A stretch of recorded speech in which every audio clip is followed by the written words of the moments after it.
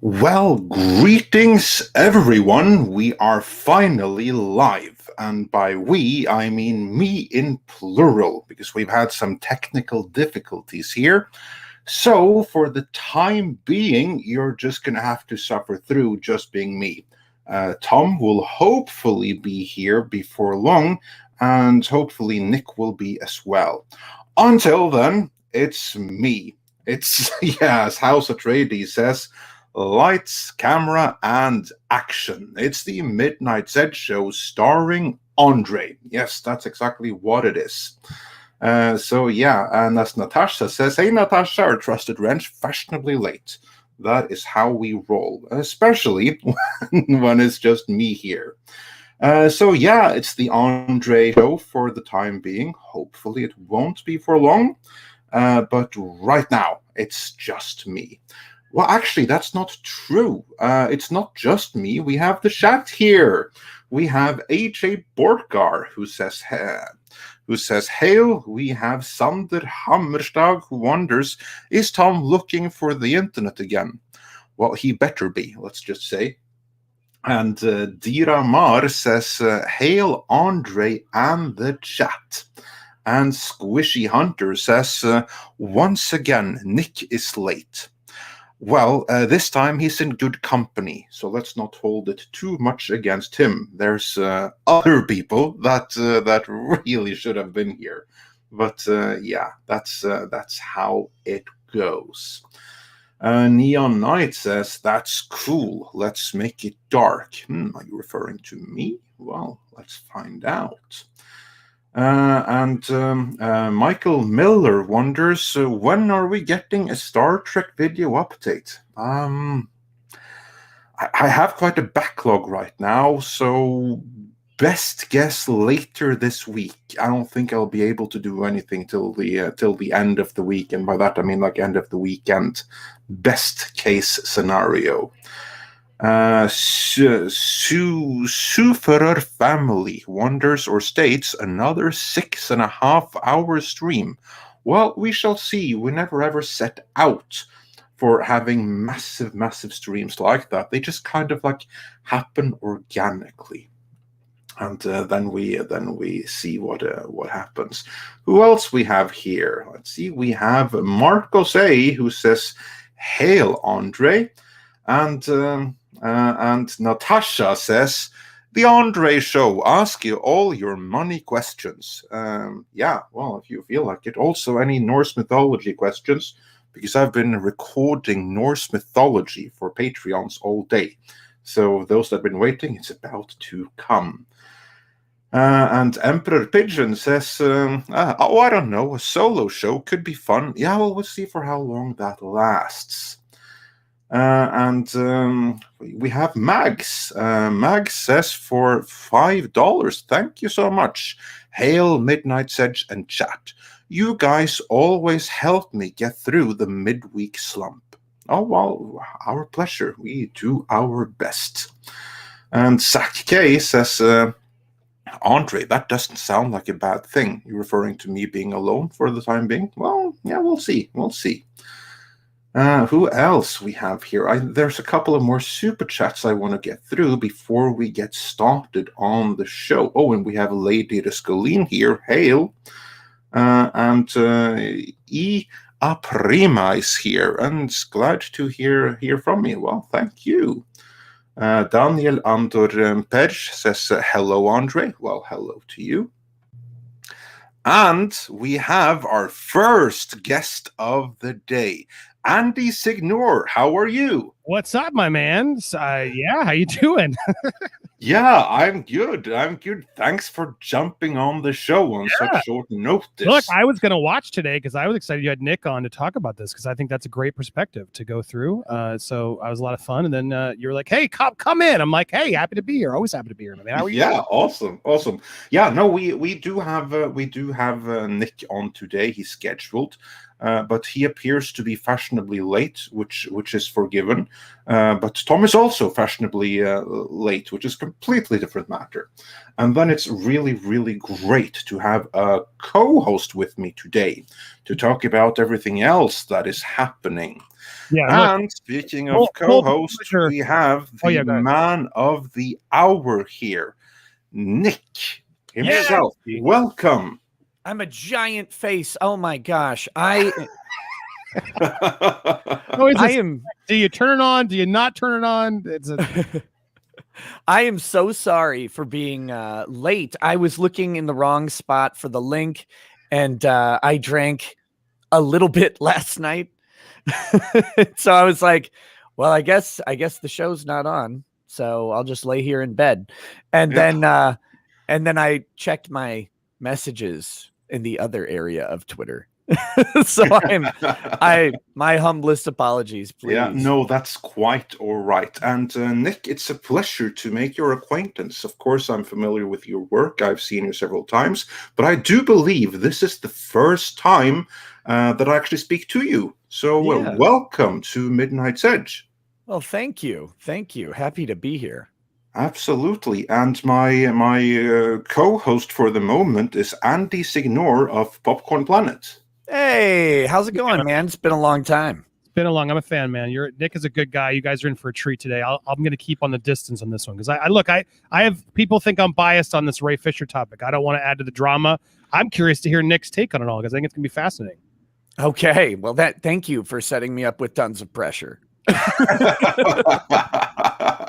Yeah, no pressure at all. But again, that's like the thing. We like to have true diversity of opinion and voices here. So actually, it's great to have people coming from different points of view on, and that way we can have a real debate, which is something that doesn't happen often enough these days, is my opinion, at the very least.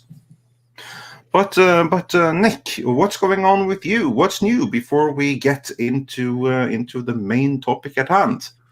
The first thing is I'm gonna turn off my camera because it feels weird being a giant face. Yeah. And for some reason it's super zoomed in. But otherwise, what's new with me is I just got back home last night from Florida. I was down visiting my parents for a week with the whole family. So I'm in all sorts of travel fatigue mode, which is good. But you were in my home state. I'm sorry I missed you. Oh, you're down in Florida? I'm in Tampa. Oh, if I would have known, I was over in St. Pete's. Oh, yeah, we were close. Next time you stop by, drop me a line. I'd love to say hi. Yeah, man. I come down there a couple times a year now. People rag on Florida, man, but I'm so happy here. Stay away, everybody. No, I love Florida. I hate the heat. But yes, a man of my own taste. Absolutely. Yeah. I like cold for the win. Well, not too cold. I have a heat allergy, so I like to keep it to where I'm just warm, never hot. And but that being said, I enjoy Florida a lot. We were down there for like 9 days. It was a pretty packed schedule with Easter and everything, but we had a good time. Now I'm back and have to get kind of back in the saddle of covering all of the legal stuff. And there's a whole lot going on, of course, with the Chauvin trial is the big sort of nation wrapped legal issue right now. But the Supreme Court has also been firing off tons of opinions.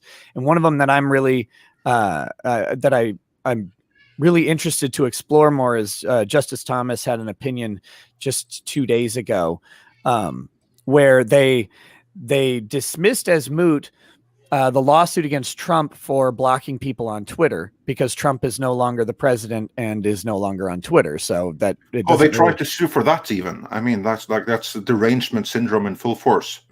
Yeah, and the idea was that he was not allowed to block people because it was a government space, and now and that was actually the rule since 2018 when the appeals court made that ruling. But now the Supreme Court just undid all that by saying, no, it doesn't matter anymore. But Clarence Thomas wrote a concurring opinion where he agreed with dropping the case, but he laid out basically a blueprint for potentially reining in some of the censorship that's going on these large social media and mass media sites. And he basically laid out 3 or 4 different avenues where lawyers could potentially bring cases that would be better than the Twitter case. And he talked about, potentially treating these companies as something called a common carrier, where they would be forced to serve all comers, kind of like a phone company or a railroad company or a bus company. Like a bus company can't look at you and say, well, you don't get to get on because you have a wrong opinion. They can't refuse service to you forever. They can only refuse, a particular trip if you become unruly, stuff like that. So very interested to see where that ends up going. But that's the stuff I'm talking about right now. I'm sure there's always something. Yeah, of course. There's lots going on all over the place, both in the world of law, especially there. I would imagine that now you have both the political side plus a little bit on the entertainment side. Before we get into that, Andy, what's up with you these days? Oh, sorry, I muted to listen. I'm good, man. We had a really good topic about, look, the Ray Fisher things I've been covering a lot, but we had a really good stream last night where I brought in Ray Fisher fans to sort of confront me on seemingly hating Ray Fisher, which I don't. I just like due process and evidence, and I feel like he hasn't always brought it. But we brought in some fans last night. And we had a really great talk. It's good to step out of your echo chamber right once in a while to hear other opinions. And some fans called in, and we had really civil conversation. I implore everybody check it out if you get a better sense of where I stand on it, if you want to at some point. But yeah, it was a lot of fun, and channel's going well. I appreciate it. Always fun to be here, Andre. How are you? How's life with you, man? Oh, it's hectic. It's very hectic. We just crossed 200,000 subscribers. Woo, yeah, baby. Which is a milestone I'm very, very happy with. And we'll be celebrating that tomorrow in our 200,000 anniversary. Not anniversary. It's actually our 6th anniversary around these days as well. But our 200K subscriber celebration stream is tomorrow, an hour and a half from this time, which would make it, that would make it 11 a.m. LA time and 8 p.m. Central European time. And for all other time zones, just do the math, 90 minutes after this time.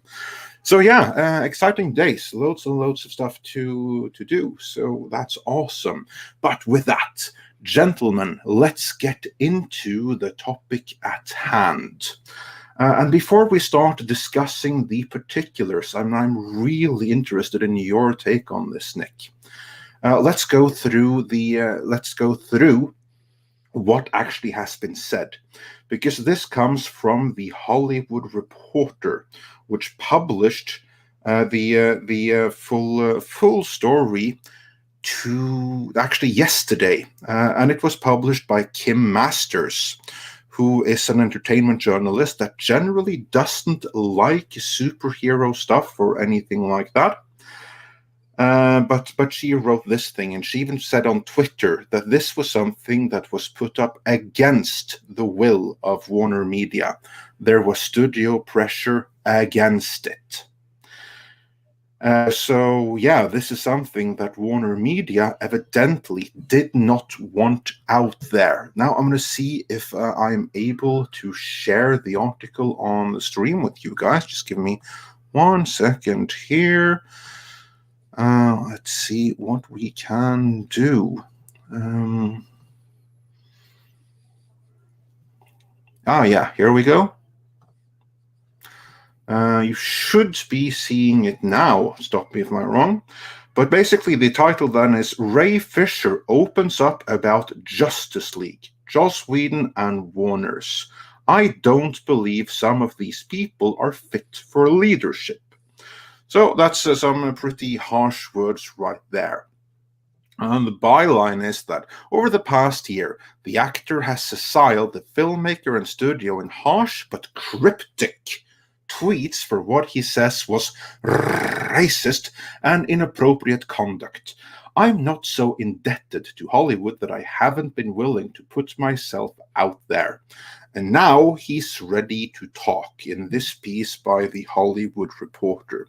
And then it goes a little bit through the background.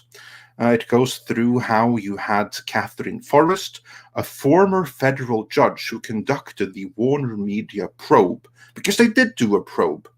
And she told the Hollywood Reporter in a statement that in interviews with more than 80 witnesses, she found no credible support for claims of racial animus or racial insensitivity. A Warner spokesperson notes that the company made extraordinary effort to accommodate Mr. Fisher's concerns about the investigation and to assure its fullness and fairness. And it has complete confidence in the investigation and process and Forrest's conclusions. So basically, they were kind of freed. And Fisher has been relatively vague about the complaints. But here we are about to get into a little bit more specific territory. So what he says is that in May 2017, he got a call from Snyder that left him stunned. Snyder was leaving Justice League, and the whole movie would be set up for it. The heart of the matter is that under the new direction from the people at WarnerMedia, they intended to change the movie and to change his whole character, because he was very much so the heart of the movie. But he was someone that came off as an angry black man from the point of view of the people at Warner that wanted to change the movie. So they cut down his role, they cut down his part, and in the process, they demanded new scenes where he had to film this booyah line, which he took offense to because that was not in character with him. People from Warner tried to explain that, well, if you're the head of Warner and your kid wants to see Cyborg say his catchphrase from the cartoon and he's not there, then we have a problem, don't we? And he also claimed that Whedon was quite abusive towards Gal Gadot, and at one point tacitly threatened to harm her career if she did not do as he demanded. In the end, the movie came out. It was a huge bomb, and the studio has later parted ways with Mr. Whedon. And before we move on, we have another guest joining us, Mr. H. How's it going? Yeah, good. How are you? I'm good, thank you. So now we have an even bigger panel. Yes, I love it. Welcome, Mr. H. How's it going? Yeah. Howdy. Nice to join. So yeah, we have Rekieta Law. Is that right? Yes. Yes. Yeah, I am used to watch Rekieta your Law. stuff with the Vic Mignogna case. I enjoyed your stuff on that. It was good. Oh, thank you. Thank you. Much appreciated. Yes, excellent. And now that introductions are made, that about sums up the new details that was put forth by Ray Fisher. Now, before we hear your thoughts from a legal perspective, Andy, what are your thoughts on this? I mean, I've been very vocal on this. I look, when Ray came out nuking Joss, I was like, damn, this has got to be some serious stuff. And that was back in June, where he called it gross, abusive, and all that stuff. And so I was waiting. And over the course of, all these months, he's still been very vague in what he's offered. And so, and this new article that you just sort of were skimming through, it's a long piece in Hollywood Reporter. I mean, all this time later, he's finally dropping his truth. And I'm sorry, it reads to me more. Look, there may have been. I believe Joss Whedon was an a-hole. I believe that set was toxic. I believe they totally were unfair to Zach. However, I still don't see evidence of something that I'm like, yeah, cancel all of Warner Brothers. They're all toxic people that need to be destroyed. I still don't see it, and I've been been one of very few voices of sort of pushback against like not joining the mob to just destroy Warner Brothers, which is unpopular, Andre, because it's like a studio. I don't really want to sit here and kiss ass to the studio, but I'm always going to defend due process given my own experience. You know, Nick had me on generously. He was one of a few. It's like, it's hard to get the truth out there. And I wanted to root for Ray, but when I hear the article today, it's a lot of just like, I didn't want to say booyah. It wasn't really about the line. It was about the fact that I thought about Dynamite and what you're talking about Willis. And I thought, there's so much overthinking I think he's doing and making it racial that I got a problem with. Where a lot of it's like, dude, you're the actor on the movie. A new director came in. It sucks. He made the movie worse. But what are we still fighting about? Like, it was just clearly a bad, movie for everybody. Everybody's trying to move on. Gal Gadot had an issue with Joss, addressed it, took it to the studio. She's now said we addressed it. She's moving on. I don't really know what we're still fighting for. Like, the investigation's over. They said they didn't find anything.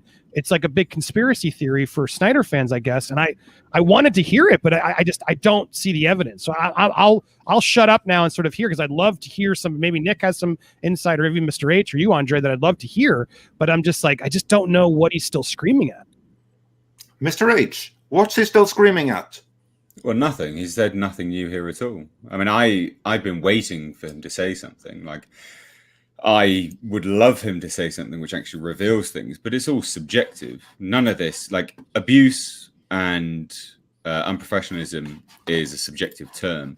Yes, there are clearly, there will be things which are definable under law, but when you don't provide an actual example of that abuse and unprofessionalism, and the examples you do give are just quite literally subjective.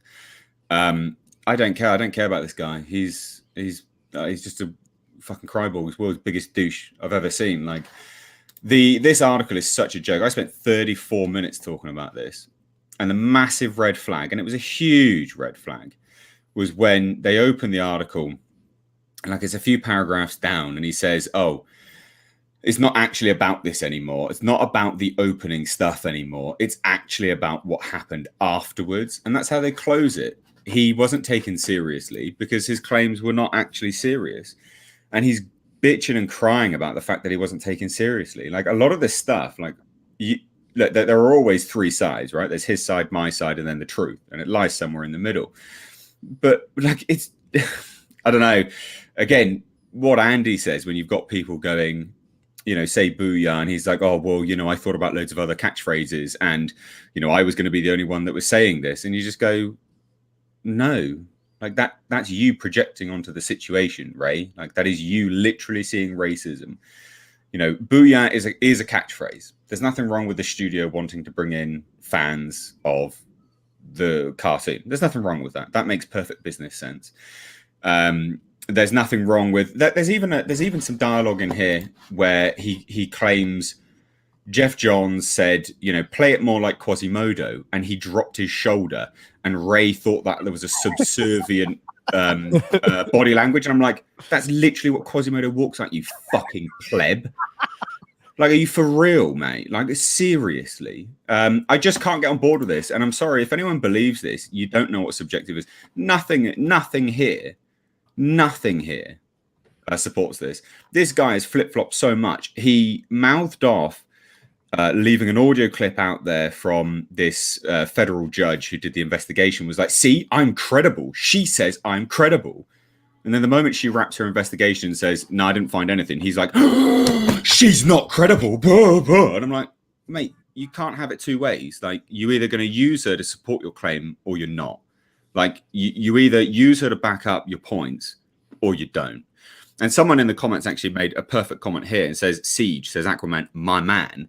Like, loads of other people had douchey things to say in this film, right? So when he's like, "Oh, I didn't want to say booyah because apparently I just see racism everywhere," like, there was loads of other people that were saying douchey things in this film. Like, you're not the only one that was asked to say something that would have been absolutely terrible. At the end of the day, a lot of this is just projection, and it's subjective. And a lot of people are like, "Well, where's the subjective?" Literally, everything's subjective here. Everything is subjective. Everything he's saying is subjective. And unless you're going to give again, the examples he's given do not go in favor of something which I would personally call abuse. Like Jeff Johns said, "Hey, look, mate, you probably shouldn't get your agent to go and call the head of Warner Brothers. It's not actually professional over creative differences." It's not. That's industry advice. Like, sorry, like that's not a threat to the career. That's literally saying, hey, mate, like you are a bit of a newbie here. You probably shouldn't do that. Like, it does actually look real bad. Like, where's the lie? There's no lie. So anyway, I wanted him to come out and actually say something properly. He didn't. I sarcastically titled my video like the earth-shattering tell-all. And it's like nothing new here. Nothing is new here. It's all the fucking same crap that we heard before. There is no revelation. We knew about the Booyah thing. We knew about that months ago. Nothing is new. Nothing has been said. It's all subjective. The guy just needs to bugger off. What's the end game here? Nothing. He realizes his career's done and he's become a martyr. And the key part of all of that is, for Ray Fisher, it's not even about the initial claims anymore. It's about the investigation, because he wasn't taken seriously. So he got poo-pooed. Deal with it. And just he's so right, but it's like he said hell yeah. Don't forget. He said hell yeah in the movie, but wouldn't say booyah for some weird reason. No, man, that's racist.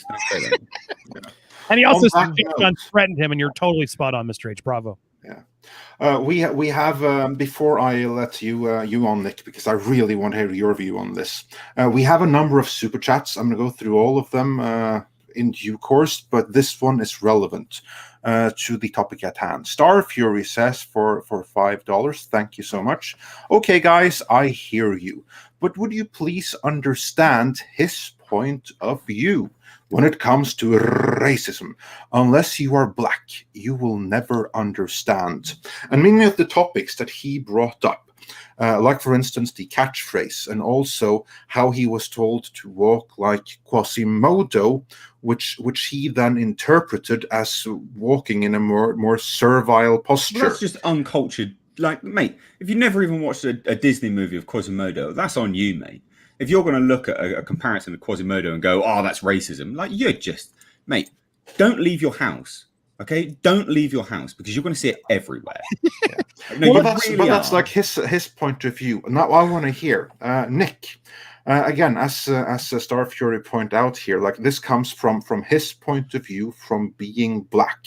So to him, he obviously has some associations from the way that Quasimodo walks that the people at WarnerMedia evidently does not. Is that something that would hold up in a court of law? And what's your opinion on this whole matter, Nick? Okay, well, I get to be the annoying voice here, because I believe Fisher 1,000,000%. I think the studio. No, I'm kidding, of course. This whole thing seems ridiculous to me. And I agree with Mr. H. This is subjective. It's subjective stuff. You're on. Hold on. Let me start over. DC movies are garbage. They're all bad. And we need to go there. And this is not just me saying this from my subjective perspective on DC movies, which is far worse than what I just said, but they're bad. And DC knows they're bad. They're consistently and routinely looking to make a different movie than they made before, because they can't find their groove. They brought in Joss Whedon because Joss Whedon has, for better or worse, the pulse on Marvel movies, right? Like, you can make all sorts of gripes and complaints about the Avengers movies or whatever, but at the end of the day, the Marvel movies largely have been consistently on voice for what Marvel wanted. DC movies have been struggling to find that voice the entire time. And when they get kind of close, someone said Man of Steel was literally a masterpiece. That's one of the only ones that I've found any to be of any value. It was pretty good. I wouldn't call it a masterpiece. It was pretty good. But when you look at like Batman versus Superman, it's just trash. And the reason is DC can't find their voice. So we're coming into a situation here where Joss Whedon is brought in because, yet again, DC can't figure out the tone, and they're like, I know, we'll do what Marvel does. It's like, please don't. You're not building your universe the way Marvel is, so don't do that. But they try to do it anyway, and it's a giant disaster, and everybody hated Justice League because it was a mess, right? You can't bring in a different director to re-envision something that someone else shot, and then you're also going to like try and re-envision it, but also in the style of a completely different universe from a completely different studio. bad decisions were made, and now a bunch of people are mad and they're fighting over this thing. And they're doing this live, right? So Joss Whedon comes in and he's brought in to change the vision of the film at the head of the at the behest of the executives at Warner. And then Fisher is like, no, I'm going to give you notes on how to do this movie. And Joss Whedon's like, my job is literally to come in and do what these guys are telling me to do. And you're trying to give me notes on how to do something different.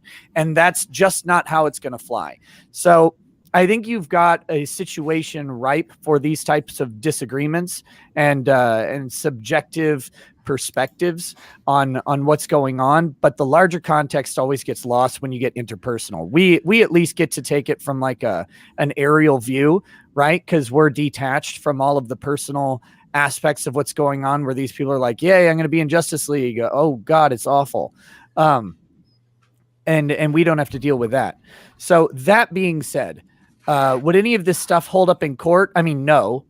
What you have to do to show racism in court, or I should say racial disparity, is you have to show one of two things typically in a workplace. You have to have either disparate treatment, where you are treated differently overtly based on your race, right? So they tell the white employees to go eat lunch over here. They tell the black employees that they get 15 minutes less for lunch and they have to eat at a different table or something like that. That's a very obvious disparate treatment analysis. Then the other one would be a disparate impact analysis, where there's no facial sort of racial animus going on, but all of the policies that are enacted tend to impact one particular race or demographic.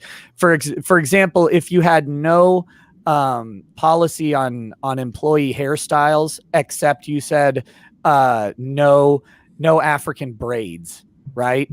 Now, white people can get African braids too, so that wouldn't be exclusively. That's cultural appropriation, dude. Come on now. That's true. That's true. And the white people who get those African braids should have probably be shot. But that being said, if you have something like that, or you say, that all hair has to be straightened or something, you're going to disproportionately impact people with certain types of hair, right? And so that is going to start to look like a racial policy, even if it's worded neutrally. So those are the things you have to show. And in this case, like having some disagreements over some interpretations, the Quasimodo thing just blows my mind, because Quasimodo doesn't have anything to do with being servile. No, it's literally projection. It is right. Absolutely projection. Well, and he was so hung up about like, no, I want to be Frankenstein, and I'm just like, Frankenstein, Dr. Frankenstein, or the monster? Like, did you even read Frankenstein? He means the monster. Yeah. He presumably means the monster, but most people think that Frankenstein is the monster. But that's neither here nor there. So yeah. But the thing, oh no, sorry. I just wanted to really quickly though go in and comment on the gentleman who sent the super chat. I assume gentleman who said that you can't understand racism unless you're black. I take massive umbrage with that statement. I think that's racism in and unto itself. Sorry. I think that's wildly short-sighted about any particular person's personal experience. Plus, the next step down from that is that you don't have to have suffered specific racism to understand what prejudice feels like. You can there are all sorts of classifications where people get treated better or worse or whatever that don't have to be race, that then people can use as an analog. And the third thing is, even if you've never experienced racism in your life, you can still understand, empathize, comment about it. There's not some magical barrier where it says you have to be discriminated against in a particular way to understand how other people are discriminated against. All of that is completely false. But I would wager that everyone on this panel at some point has experienced some sort of racism, believe it or not. I know it's hard to fathom that, but where I grew up as a young child, I was in the racial minority by a significant amount. And and experienced plenty of racism in that way. And it's a different type of racism for sure, but it doesn't mean that there's nothing saying that we can't understand what's going on. I think the problem with Ray Fisher here is that he was taking things as racist when it was more just you're in a business where someone is given full control over creative control over you and your decisions. That's what a director has, and actors can breathe life into characters, but at the end of the day, the director is the one who is paid to bring that vision to screen. And if you're not doing what the director wants, they're going to tell you to do it different. That's just that's the world you're in. And Yeah. that's Also, I want to highlight the super chat here. Gary Thomas says for $10, thank you so much. Hello all. I'm black and I didn't see any racism in what Ray Fisher described. All I got when reading the article is that he is a baby who constantly uses bigotry as an excuse when things don't go his way. Yeah. And as for me, I'm not going to belittle his feelings and Ray Fisher's associations in any way, shape, or form. But but the situation though is that he was kind of the heart of the Snyder Cut, or the movie that Snyder wanted to do, and that movie fundamentally changed when WarnerMedia decided to actively meddle with it, and his character was the one that had to bear the brunt of that, specifically because he was the heart of a movie that they no longer wanted to proceed with. Does he have any kind of complaint over that? Because I can see from his point of view that this movie was going to was probably going to be his big ticket. He was going to be the heart of it, and he had a standalone movie lined up. All of that went away when the movie fundamentally changed. Does that in any way enter the equation from a legal point of view?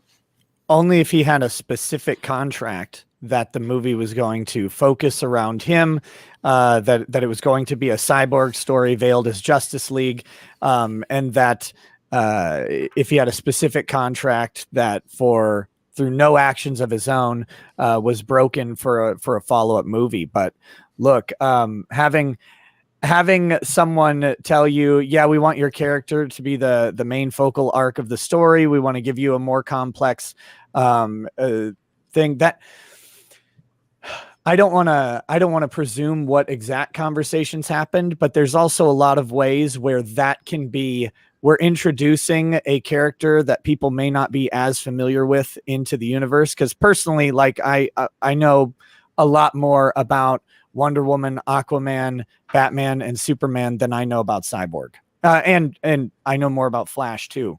Like that's me, and I'm coming from a less comic involved background, but this is a mainstream film, so they might be providing him with a more detailed character arc because the other characters don't need as much work with a mainstream audience as well. So that might not be indicative that he is going to be some sort of central starring aspect of the movie, just because they want him to have a more complex role. Plus, they said, Zack Snyder allegedly is taking heavy responsibility with the first black superhero in the DC universe. And that may be true, but that extra responsibility doesn't necessarily mean that they want it to be more important than the other characters. They might just be really worried about how it could be portrayed negatively as well in today's environment. So there's a lot to kind of unpack with how those statements are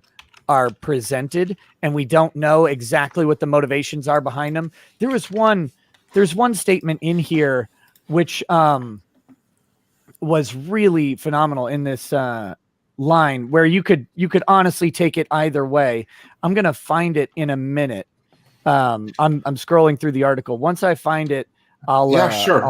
While you look for that, Mr. H, we have another question from the article. I know that you know this article inside and out. Shogun Orta says, did they tell him explicitly to act subservient, or did he apply that himself to the Quasimodo thing? No, that was 100% all him. That was 100% all him. He projected everything onto that situation. Literally everything onto that situation. He, as the story goes, and as he even replies to it as well, is he was told to play it one way. He didn't like it that way. Jeff Johns dropped his shoulder, and Ray Fisher assumed he meant he needed to be played subserviently. Dropping your shoulder is quite literally enacting the Hunchback of Notre Dame, for God's sake. It is literally what he looks like. Ray Fisher, being clearly a fucking idiot, doesn't realise what the Hunchback of Notre Dame looks like, which is fine, but then don't automatically assume that that's racism, because it just makes you look like an idiot. And much like all the people here in the chat going, oh, a bunch of 4 white guys talking about racism, you're just exposing yourselves as idiots here as well. And also racists, funnily enough. We can all have a comprehension of what racism is, and we can all have felt it regardless of having black skin, yellow skin, white skin. It doesn't matter. To assume that racism only applies to one singular ethnicity is utter retardation. You look like idiots. Andy, you have heard Nick's take on the matter. What are your response to that? Because I know that you were excited to hear his take. Yeah, look, I wanted to add something about this topic of like, oh, we can't understand. Like, to me, sure, could Ray have felt emotionally that there was some racial charges, some microaggressions, whatever you want to call it? Sure. But where things changed for me is when he asks us to cancel other people. When he asks us and basically is condemning these other men to basically never work again, even though he's sort of trying to save face at the end of the article and says, "Oh, I just don't want them to ever hire or fire people," yada yada. It's like that's where it becomes a conversation where we're all allowed to chime in. He's literally said that. He's literally said, "I'm not going to work until."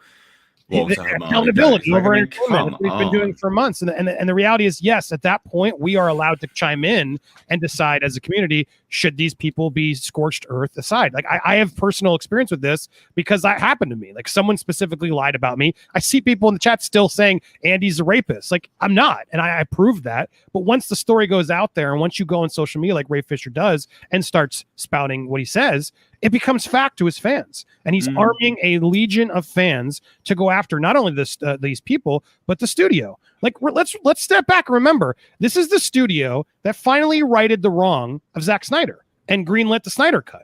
And they're the most ungrateful fans I've ever seen in my life. It's like, it's never enough. Well, now we want this. Now we want this. Boycott HBO because we're not getting more and more and more. It's like, dude, they spent a fortune, and it looks like they lost money on this deal to make this movie for the fans and sort of please Zach and get it done. It's just absurd to me that they don't understand, like, this attitude is what's, I think, personally, is what killed the Snyderverse. Like, this toxicity and this sort of fighting the studio and Ray constantly what is he fighting for? Like, yeah, we're gonna. He's got the investigation, but again, the article defines what he wanted, and why he's still doing it now.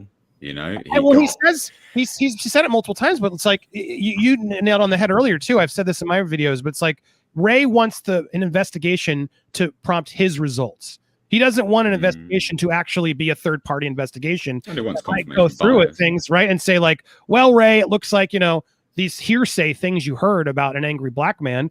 When we talked about it, yeah, they were talking about they didn't want an angry black man stereotype. Like whatever was. I love that, but that's the thing as well. Like that bit really annoys me because people are always exactly that. Say executives sitting there going, "We don't want an angry black man stereotype as the center of the film."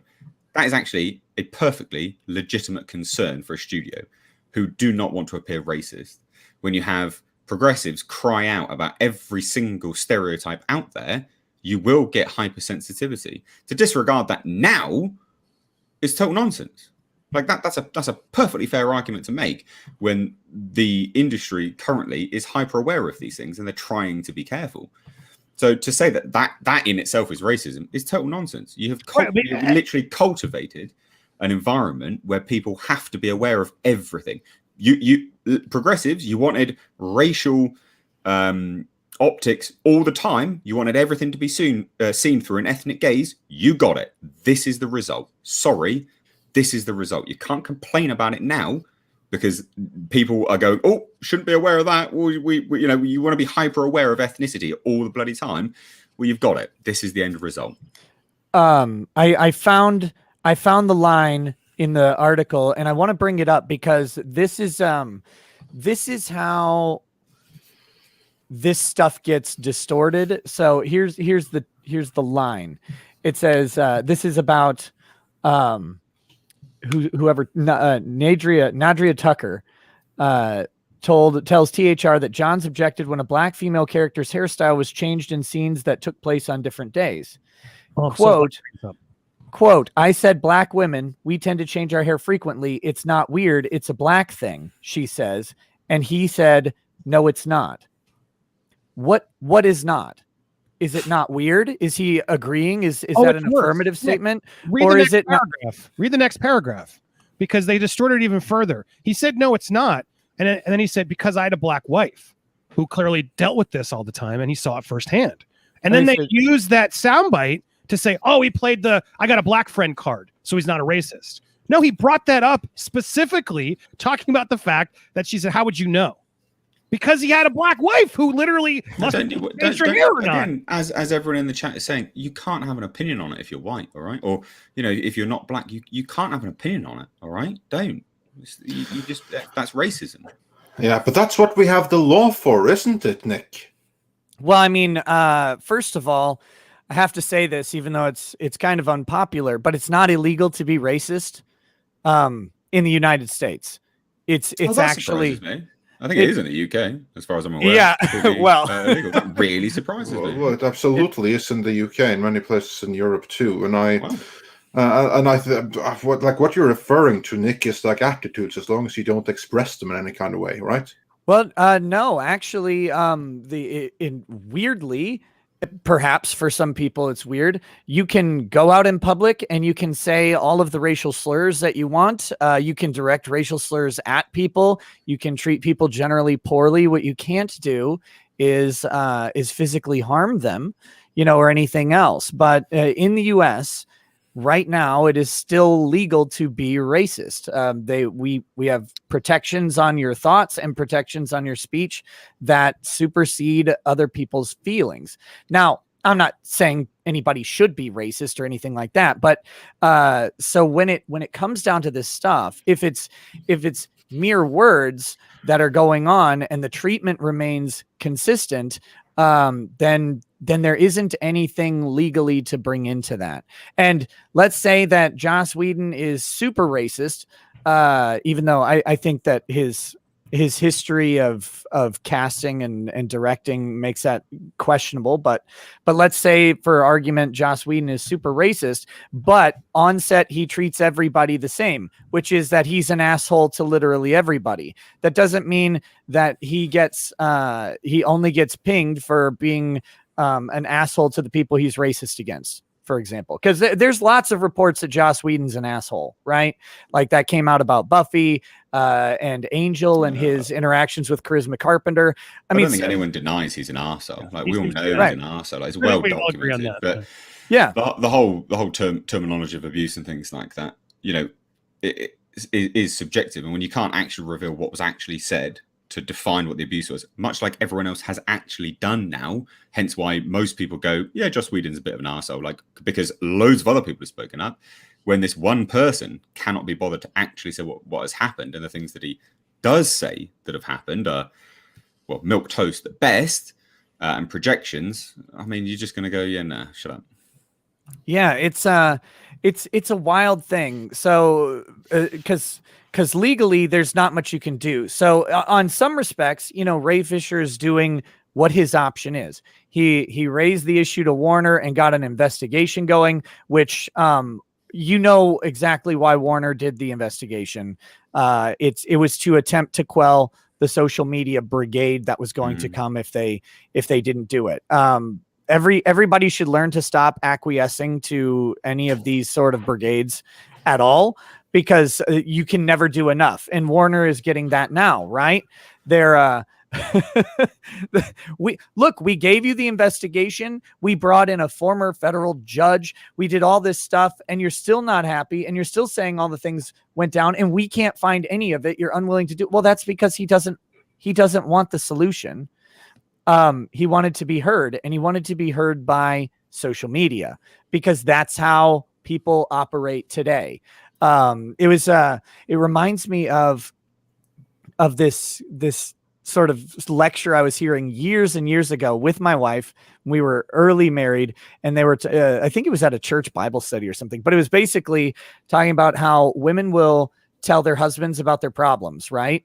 And the husbands will start throwing out solutions, because men think in a way, typically in relationships, men think in a way of solving a problem.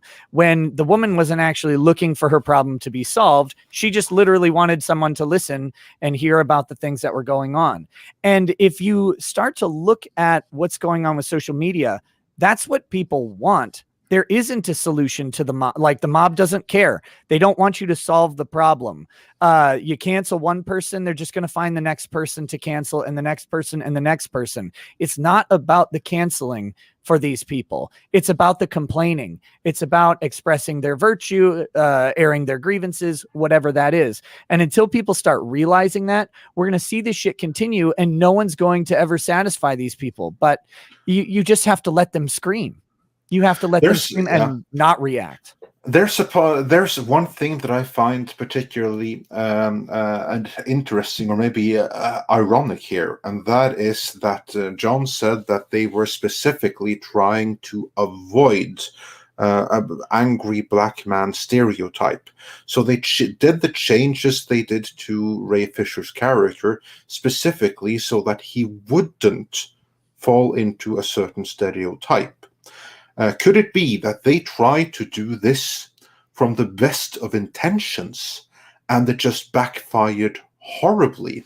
Now, Nick, before I want you to take as well, but before we do that, Andy, could this have been the best of intentions that horribly backfired?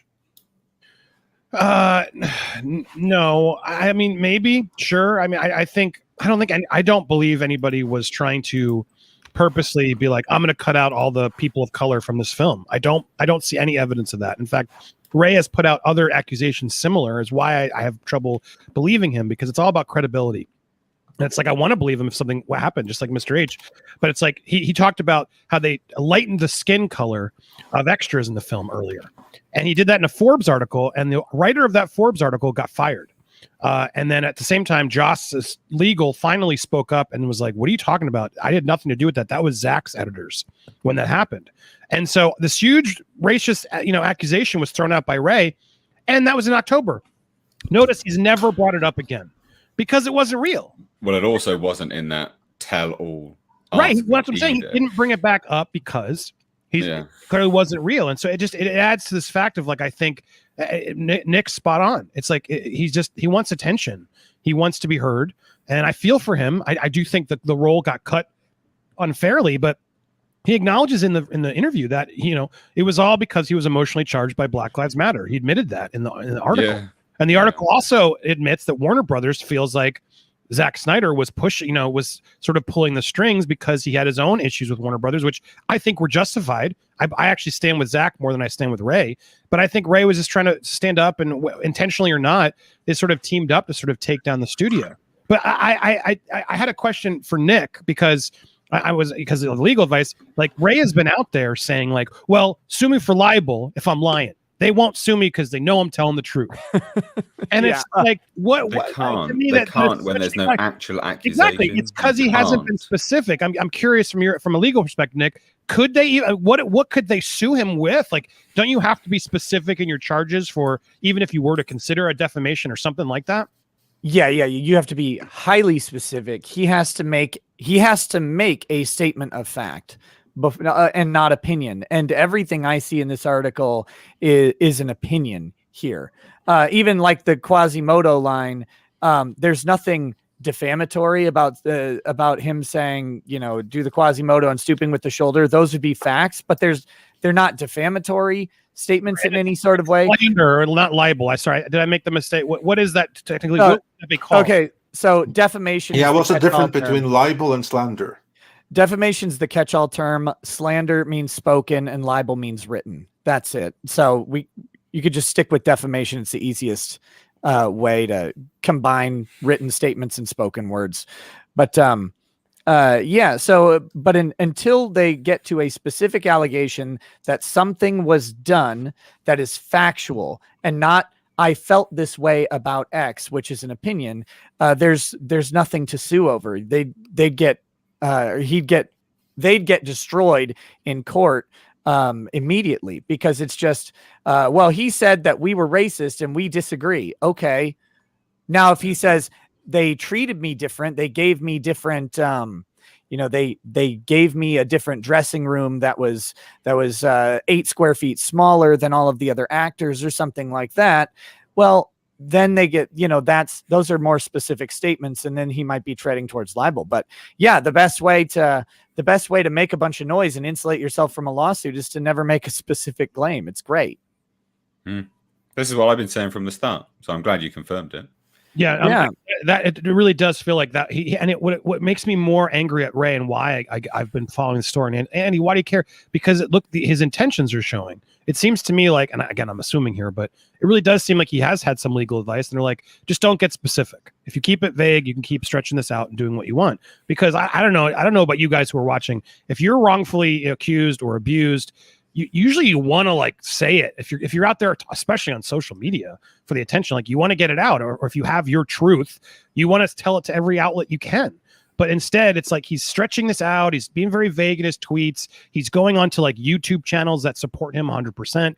It's just, to me, the whole thing doesn't add up I just don't find him very reliable. He is not, as much as you pointed out, Mr. H2, like, yeah, he's a very reliable witness, which he was very proud of, and then immediately changed his mind when she turned out not rule in his favor. Exactly. Like you use the soundbite of the investigator saying how much of a credible man he was and all this kind of stuff. He turned up when he said he did what he said he was going to do and blah, blah, blah. And everyone was like, see. And now all of a sudden, like, she's talking shit. Like, come on. Even the people supporting this, you must see that is quite a turnaround. That is quite Gentlemen, there's a comment that I would like to highlight because I want to bring up the point. Abhilash Sharma, I'm sorry if I messed up the pronunciation, says they removed Cyborg's father, Atom, Martian Manhunter, John, Iris, all people of color, majorly from the story. What are you talking about? Do some research. So anyway, that aside, they removed so many people of color. Could that be like indicative of something? Indicative of the fact that they weren't major parts of the story, or at least were trimming the fat off. They also managed to leave, Jason Momoa in. Also Gal Gadot. I mean, come on. Plus, if they cast, they're about to cast a black Superman. If they suddenly cut him from the film, you can claim racism. But none of those characters were integral to a storyline, or at the very least, right? Could have been deemed not integral to the storyline. Like, come on. I had the panel last night. I had a bunch of Ray fans, and some of them people of color came on to sort of challenge, and we had that discussion. And I obviously don't speak for everybody, but we all agreed once we sort of hashed it out and talked, guys, he had to edit a 4-hour movie into a 2-hour movie. Anybody who's saying that and you're an editor, you don't know what you're talking about.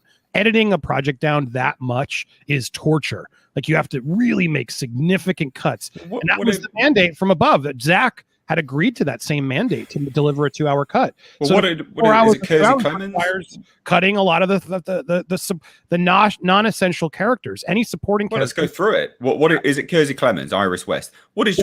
One scene, right? One scene that doesn't matter. What does she do? What does she actually add to the story? Nothing. She doesn't come back either version. I agree. That's not exactly. Cool doesn't matter. Exactly. Doesn't matter that she's gone. Who else? Atom. You had Ryan, what's his name? An Easter egg. You had the lab technician, the Asian. I forget his name. Who's going to turn into the Atom? Yeah. All part of Joe Morton's storyline. Easter egg doesn't actually do anything. And all those things in the lab were all part of the bigger cut, which I think was they changed Joe Morton's the father's plot, who didn't get cut and didn't get killed. They trimmed it down. It really was about the mom and the lab tech, who are all connected in the same cyborg plot, which I think it comes down to what Nick said in the beginning. Who is the most popular Justice League member? It's not Cyborg. It's Batman. Right. It's Superman. It's Flash. It's Wonder Woman. And then maybe you could argue Aquaman or Cyborg, right? But it's like he's lower on the totem pole. So if you have to cut a movie down from 4 hours to 2 hours, you got to make some tragic cuts. And at the end of the day, that is a valid reason to just claim racism. I think is really unfortunate and it's not fair. Here, let me chime in on some of these issues with, because I think they were responding in that to what I was talking about the different treatment and the different impact and stuff like that. Let me further go on to say that in a production like a movie where you have some very specific factors, it's really, really hard to bring claims of racial mistreatment because a director is recognized as having a specific vision for a thing. Heck, believe it or not, that's why they can cast a black Superman, is because and they don't need an underlying comic book, by the way, to cast a black Superman. They don't need that comic book arc. I mean, they do it for fan continuity. But if a director wanted to go out and make a movie that had Superman as being black, that's fine. And that wouldn't be discriminatory towards the white Superman. Hell, look at Hamilton, right? Hamilton is the production where Lin-Manuel Miranda tells the story of early America using almost entirely minority actors. Do white people get to come on and complain that they didn't get to play Thomas Jefferson because Lin-Manuel Miranda would not cast a white person as Thomas Jefferson? Like, that was actually, he won't do it because that's not his creative vision for the project. No, you don't get to do that. Hollywood and Broadway and these very limited productions with very specific visions are given a lot more leeway on this stuff. So to all those people who got cut, they're all black characters or whatever, I'm going to take them at face value. I don't know enough about the story, but cutting all of them is a creative choice in a highly limited workplace with highly specific vision going on. So you're not going to get to that sort of racial disparate treatment because they happen to cut some black characters, because at the end of the day, they cut characters that happen to be black because they didn't fit the story, as Mr. H and Andy were saying. And I want to do one more thing and then I'll shut up for a minute, but I want to talk about this before I forget. We're talking about Cyborg not wanting to be typecast as the angry black man. That's kind of where we're starting this part of the conversation. And whatever they don't want him to be an angry black man because they don't want to get screamed at online for portraying him as an angry black man. The funny thing is that Fisher was like, well, they don't know what it's like to be an angry black man, I guess, which is weird criticism. But at the end of the day, this goes back to that portion. I think Ray Fisher here is misunderstanding. There is a vision in a story in a fictional universe. And while like racial interplay and those sort of dynamics that we have in the real world do get to filter into these stories, at the end of the day, this is a story about a guy who is mostly cybernetic and can shoot missiles and shit out of his hands. Like, we're not talking about reality anymore. And the sort of sci-fi and comic book tropes and affectations are there to remove us from reality some so that we can learn something else. But that means that Ray's like, you don't understand what it's like to be black, so this is why I'm playing it that way. But Ray, they're not telling that story. And that's not the vehicle that they want to use to tell the story either. And that is a really important thing for everybody to remember when you've got movies set in a particular genre, is that the genres exist to strip out certain parts of reality so you can learn something about something else. And so you don't escape from reality by infusing it in every single second of the movie.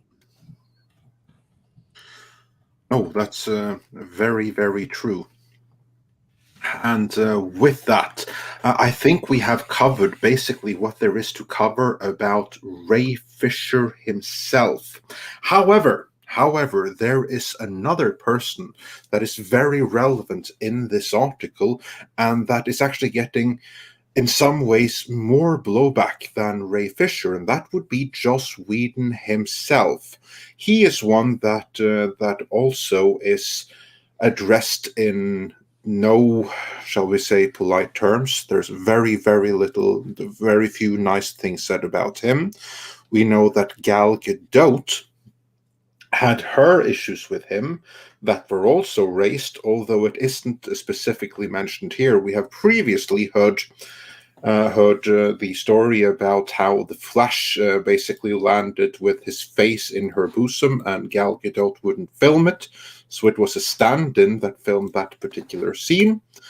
And later, he was removed from another series that he was developing for HBO Max. What are your different takes on Joss Whedon? How has all of this affected his career? Andy? Yeah, I mean, I think I'm not here to defend Joss Whedon. I don't know Joss Whedon. Joss Whedon does sound like a bit of an a-hole, especially if all this is true. I think Joss Whedon needs to make a statement. I'm confused why he still hasn't.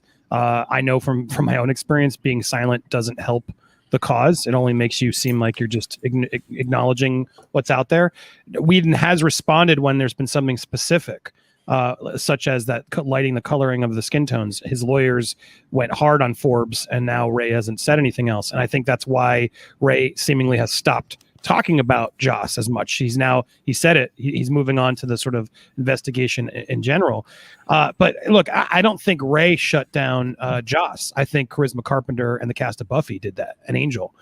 When all those cast members came forward and sort of unified together publicly to say they don't like him, and they were uncomfortable, especially Michelle Trachtenberg. I mean, that was big. That notice it was Momoa came in support of Ray, but we didn't see Gal and Henry and Ben all coming forward. We don't see the cast of the Avengers coming forward. Like the fact that Buffy cast all united to sort of call out Joss Whedon was not good for him. So I think that will ultimately really be what affects his future. They removed him from the Nevers, which is HBO's show. They're trying to avoid him in all marketing. However, I've heard he is still credited as the creator of that new show on HBO Max. I don't know what you do after this. I think he's in a really bad spot because I don't think any studio is going to want to engage with him. I think there's just like I said, when someone prints it on Twitter, it's facts. And the fact that he hasn't said anything contrary to it doesn't look good. So yeah, I think he's going to have a tough time coming back until he reevaluates. Will he be able to? I've heard he did save a lot of money. He sort of made a point early in his career, like I'm saving every check so I can eventually walk away from this industry. Did he know this was coming? Maybe. From everything I've talked about in sources, like a lot of people love him. A lot of people like his style. He's definitely got an ego. He's got an attitude. He's earned it in a way because he's made he wrote Toy Story, guys. If you go back, the amount of stuff that Joss has made that we all loved, it doesn't give him excuse to do terrible things. But I think, at the end of the day, some people respect and still don't care if he's a little bit of a tyrant on set. And so a lot of people have defended him, like what's his name? Alan Tudyk got a lot of crap for defending Harry Lennox, who was in the Justice League. That was a fan. If you guys haven't read Harry Lennox, who played Martian Manhunter, if you haven't read his take on this, it is the most well-balanced, amazing take where he sort of he calls out Ray. He's like, dude, I'm sorry you went through this troubling experience, but get a grip, basically, is sort of what he told him. And he's worked for both Joss and Zach. He's sort of one who's been able to walk in the middle. I think Joss can get, another job, but I think he's going to have to do some PR stuff and start making look, I admit I was a jerk. I don't know how you sort of grovel to them, but I think it's going to be tougher for him to get back to the level he ever was, for sure. Mr. H, sorry, Nick, carry on.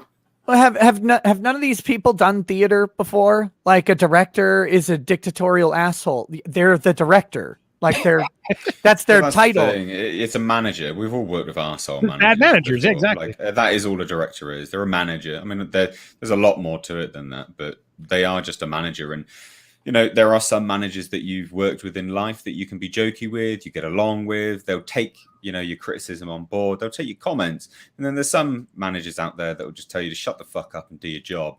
And that's basically what this article with Ray Fisher highlights.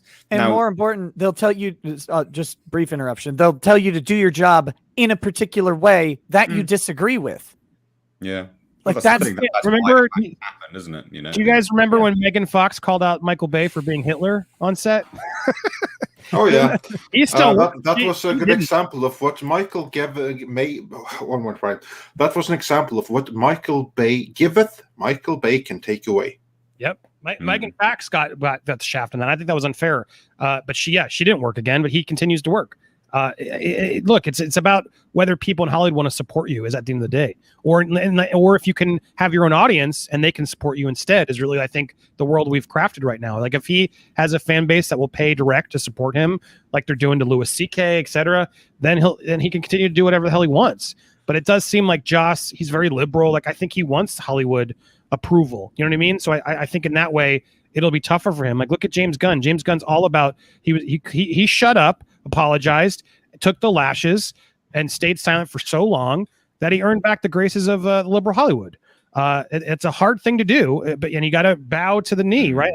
I don't know if he will, or if I don't know that James Gunn was ever out of graces, because the first thing that we heard when he was fired was that he was flooded with offers and they were competing to get him. Right, that definitely helped, because what happened to him was absolutely ridiculous. It was ridiculous what happened to him. Also, we have another panelist. Welcome, Paulie of the Latino Slant. Everyone, Paulie, everyone. What's up, Paulie? Hola todos. Andy and Mr. H. Good to see you guys, and good to meet you. I'm sorry, I don't know. You can call me Nick. You can call me hey. Nick. Hey man, good to meet you. Good to meet you, brother. Yeah, Paulie. Yes, we have mostly left Ray Fisher behind, but very briefly, your take on him and on Joss Whedon. I mean, what a shit show, right? Anything that has to do with race and Hollywood, and in particular Hollywood trying to make up for its decades of historical racism towards Latinos, Blacks, Asians. It's there. It's on paper. It's they need to own up to that shit. Not this this kind of overreaching band-aid approach, and it's so disconnected to what's really going on. And I agree with you guys on a lot of points, but I think what you guys are missing, and I'm sure you guys know this, I'm just pointing this out, is that they do not know how to deal with race. It's really clear. It's really clear in their practices, in their casting, in their hiring of writers. It's, and I can get really heated and I can get really upset because I know what my wife goes through. She's a Latina actress in town. And the horror stories I've heard, what the shit she has seen. I could tell you right now that when there is a race issue, or like something happens on set, oh boy, they swoop on down with investigators, lawyers. They separate people. They're pretty thorough in a couple of situations that I've been privy to through my girlfriend. So they take that shit seriously. So that's one thing. I don't think that I think they were thorough here. I do, as far as with Ray, correct me if I'm wrong. I don't know, Mr. H, I think you can agree with me. But the real problem is they don't know, especially because times change, almost every month now. Hollywood is just so disconnected, and it's just in a lot of cases delusional when it comes to stories of race and actors of race. And it's pretty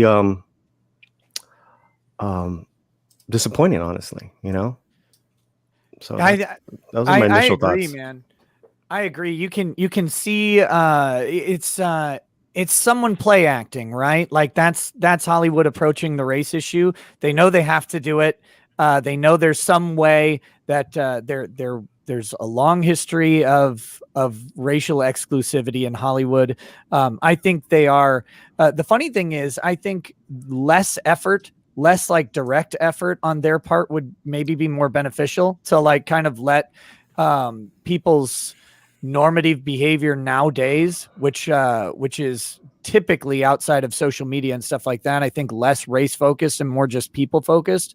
If they let that sort of normative behavior kind of take over, we would see these things start to go away. But when they start focusing on it and trying to pretend and play act that they know how to fix these issues, they end up creating bigger issues. At least that's kind of the perspective I get when I watch any sort of large organizations try and tackle race, they don't seem to do it well because they're trying to put on clothes that they don't own. It's so complex, right? And you just want to like chuck it out the window you know what? A lot of times they do. They'll put on paper in an article saying, "Hey man, we're gonna do the Latino this, the black that." But at the end of the day, we're like, "Well, shit, I got to give up some of my power. I got to hire someone else. I got to hear that other voice in the room." They don't want to do that.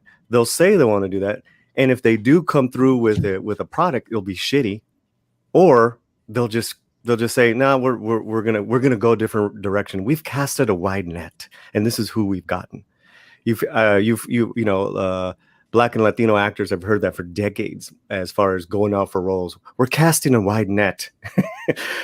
What Hollywood does, what they can always do is they can always check the boxes, the diversity boxes that they at least saw people for roles with SAG, and then certain roles they will the best friend or the guest star is a person of color. But they just, until they really, and the writers are there, the showrunners are there, and they're hits. Look at Netflix, the biggest shows right now. Who Killed Sarah? Selena. These shows are number one in countries, also in the United States. They're done right. And that's just my first swipe at it. Yeah. Yeah, those are some very salient points right there that I think is going to be very, very difficult to. I'm curious, but to disagree with. Do you feel like Ray is helping though, or in that? Because I agree with everything you're saying, but do you?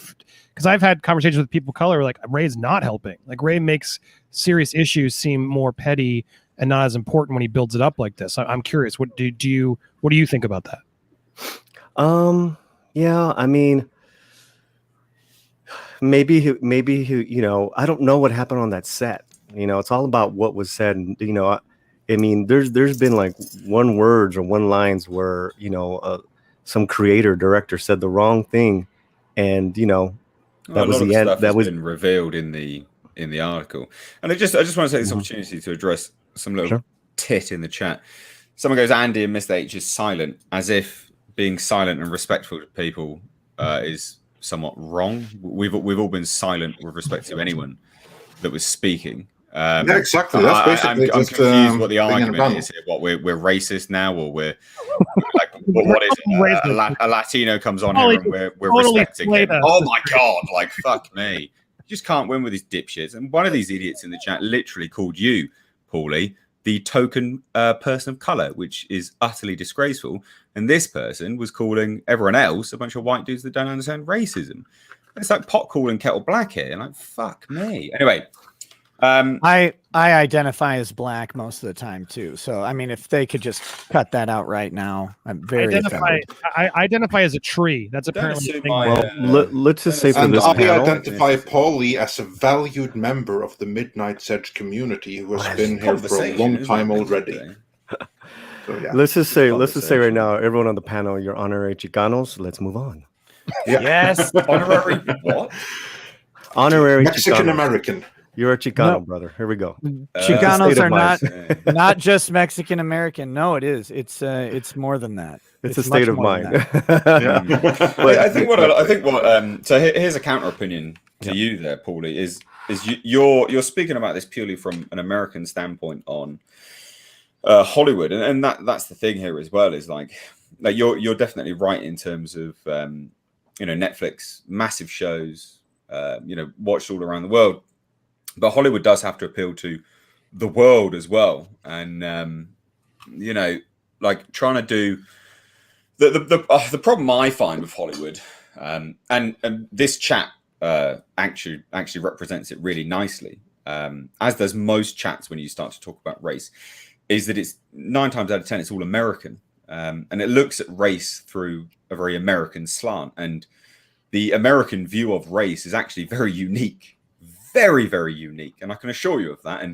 And I can say that as someone that's not from the States, that has lived in the States. And for everyone that says only white people can't understand black racism, well, you can't understand me looking at American racism from an outside perspective, because that argument works against you there, I'm afraid.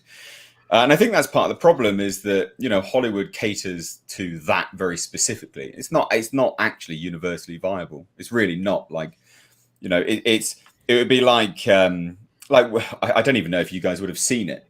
And this is, you know, when Britain tries to do a very unique take on our sort of class structure when it comes to inner London and the sort of you know, housing estates and things like that live there.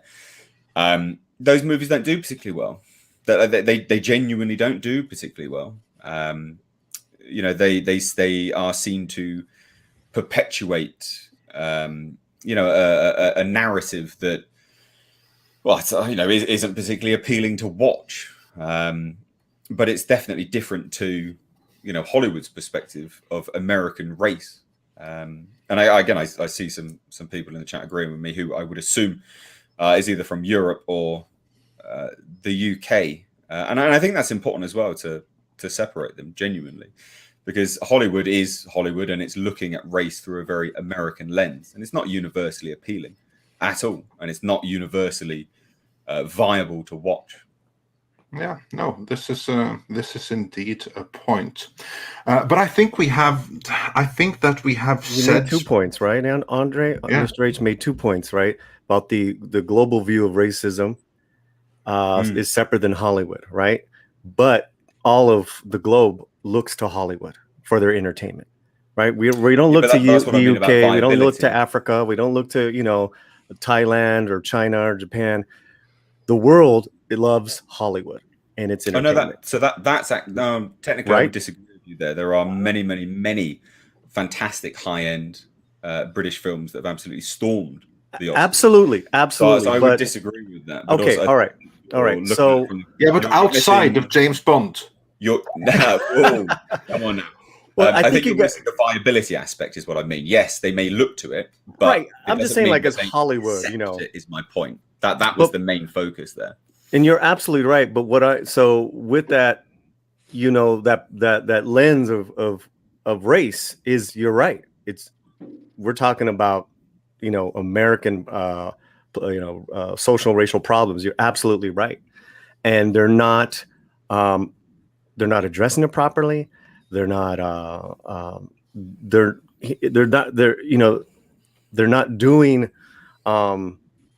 they're not being diligent from you know, it's just virtue. It's just virtue signaling, right?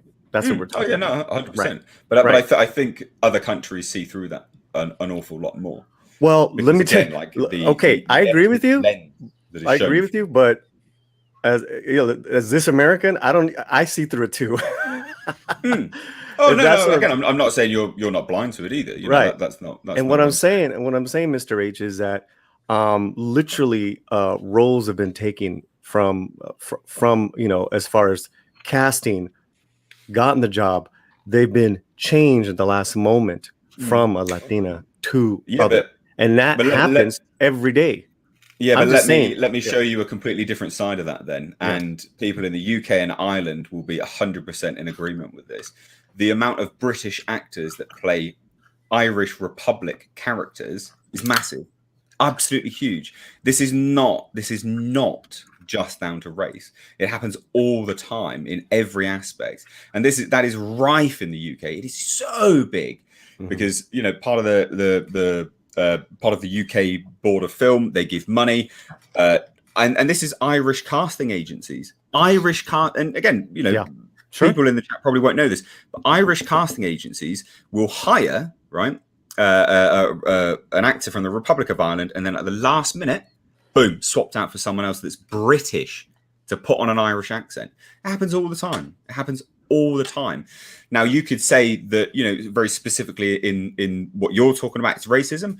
Well, what does it come into when it's down to, you know, Republic of Ireland and then a British person? What's that? It's a little bit apples and oranges, though, because there's like two different things with two different historical circumstances. So that's like you have like one American situation and one like more UK and Ireland situation.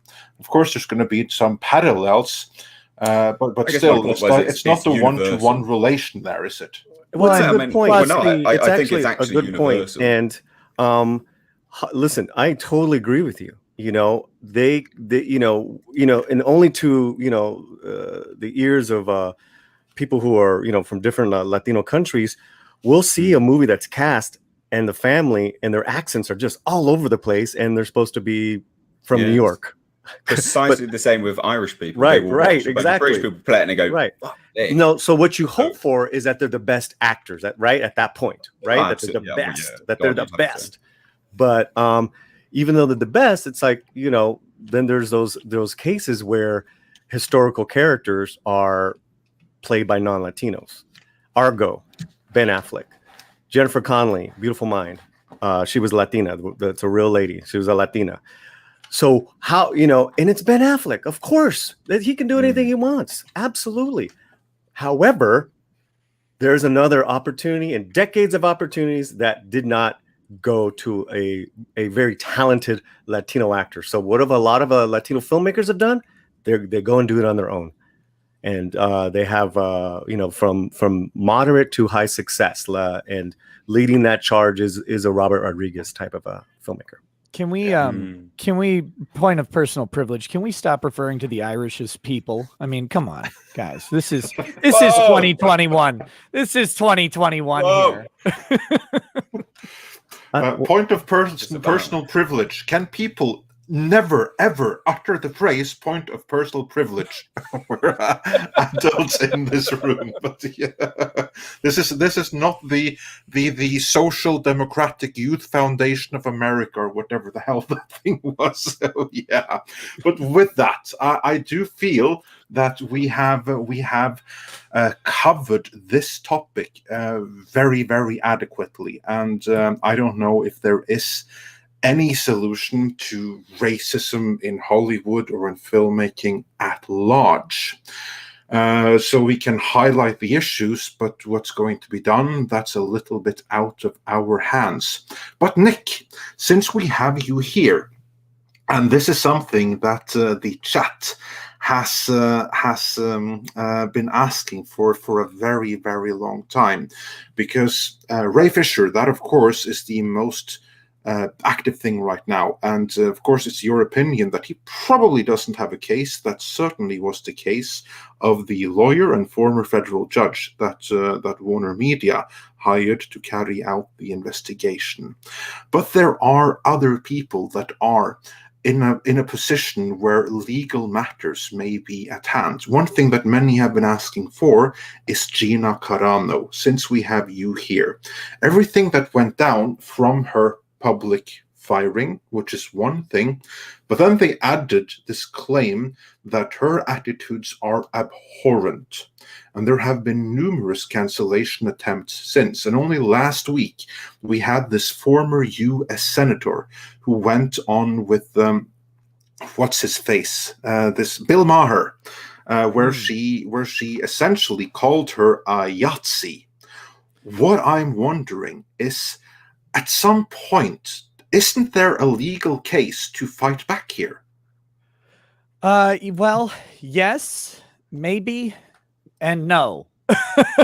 How's that? Like, I cover the whole spectrum of answers. The question about whether or not these accusations of being a dice game, right? When they become defamatory is a question we don't actually have solid answers from any court. And I can bring this down to a case that I talked about a lot, which was Richard Meyer versus Mark Waid, which is a comic book case, Mark Waid being the Marvel writer. A writer for lots of different comic books, but Marvel being a primary one. But anyway, he had called Richard Meyer a white supremacist. Yeah, and this would be diversity in comics. Your boy Zach on YouTube. Yes. Who's now Comics Matter with your boy Zach or something, like the worst named YouTube like channel. Yeah, awesome channel. You check it out, no matter what it may be called this week.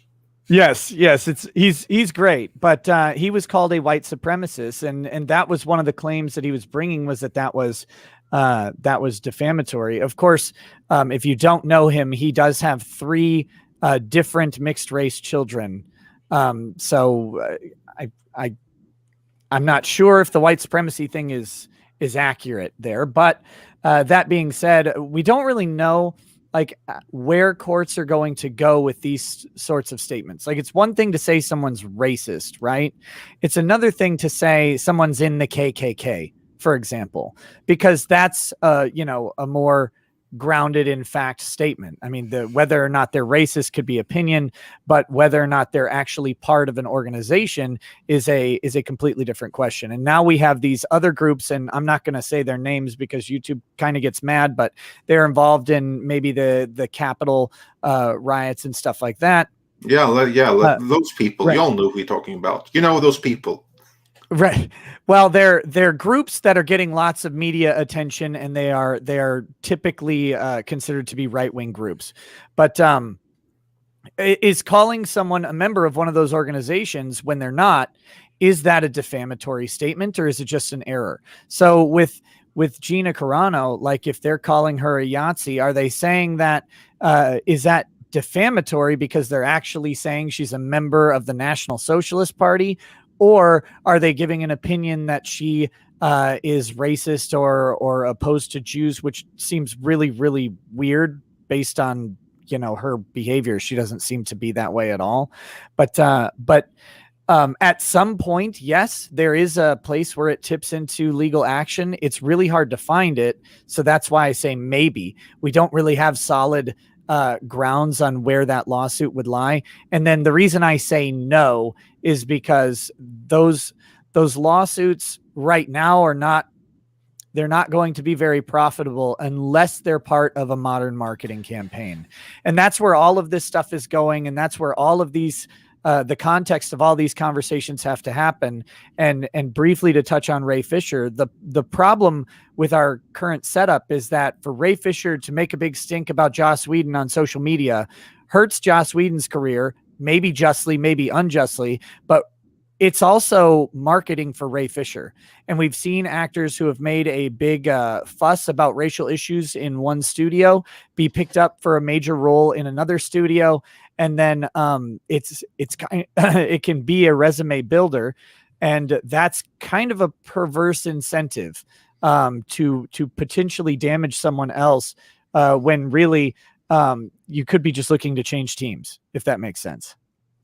So that marketing aspect needs to be a part of all of these conversations, including legal conversations as well, because nowadays the way that lawsuits are publicized and popularized, there are ways to utilize lawsuits, even if the ultimate legal outcome is hopeless, to make a good showing and to build up a fan base and to fight allegations. So that's another aspect that we're going to probably see a lot more of as social media continues to dominate. Yeah.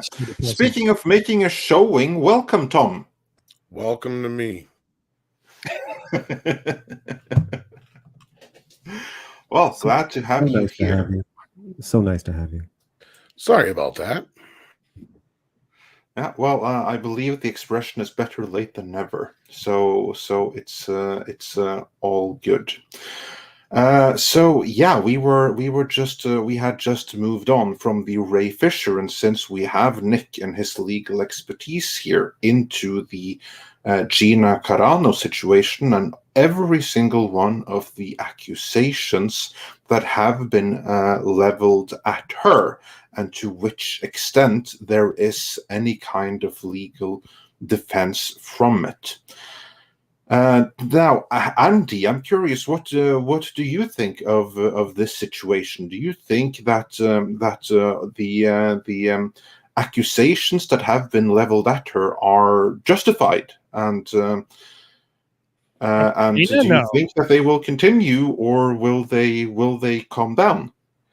No, totally not justified. I'm totally on Team Gina on that. And I reported recently about the fact that Twitter has restricted her account, which I found out over the weekend or whatever, and put out there. But it was insane. Like, in order to, so that people feel safe and they don't feel offended by happening to read one of her tweets where she calls for unity and peace upon everyone, so that people do not be offended by it. There has to be warnings. There was, she shared this photo of a bunch of people of all different ethnicities holding hands, and they deemed it sensitive. And I saw that, but then I went and saw they made her whole account sensitive. I logged out of my account and went to a fresh Twitter account to check on her, and I hadn't seen that. I didn't know Twitter even did that. But so it basically was like, are you sure you want to follow this person? Like, it's insane what the world, social media and everything is turning into. So look, I think she's carving out her own little area, and good for her. But what Nick just said also is just so depressing to me, because he's spot on. And it's the fact that, Ray Fisher could actually get, is benefiting from calling out these people, whether he's telling the truth or not. And that happens all the time. It happened to me. My accuser, when she called me out, gained following. And even to this day, people still choose, even knowing she lied, to follow her still or support her, and still call me, I believe her because of her truth. It's just insane to me that we live in a society like that, where it's like, believe no matter what, even if there's evidence according otherwise, we must. That's the sort of safe space world we now live in. The fact that you can say something in a tweet and then it's taken as fact and it follows that person forever is terrifying. I fought the Hollywood Reporter. I'm always fighting it, but I had a friend who was in the Hollywood Reporter who literally, I knew this guy. I don't want to call him out. I've already called him out if you watched me, but he's reports on a lot of the stuff currently. He's growing up there, but I literally have messages, DMs, where he's like, "Hey, dude, if I can ever, let me know. I'm happy to change articles, whatever." This was before it happened. By the way, if I knew, I would change the article for you. Like, all this sort of insight when we were friendly. And then when my shit went down, he's like, "Hey, let me know if you have a response." And I couldn't legally. And then finally I was like, "Hey, I'm going to have a response." He's like, "Okay." And when I sent him my response, he's like, "Sorry, we're not going to cover it." And I was like, "Well, can you at least update the headline that says multiple assaults and it's a lie? Like, can you people still use that and sort of define me when even though it's false?" "Yeah, sorry, it's our policy. We don't go back and edit old articles." Like, this is the world we live in. And I don't know. I hope so. I wish I had the funds to take them out myself, but I've been told it's so hard to do, especially here in America, where they don't have to change the false headline or update the story, even though the algorithm of Google will keep it there forever.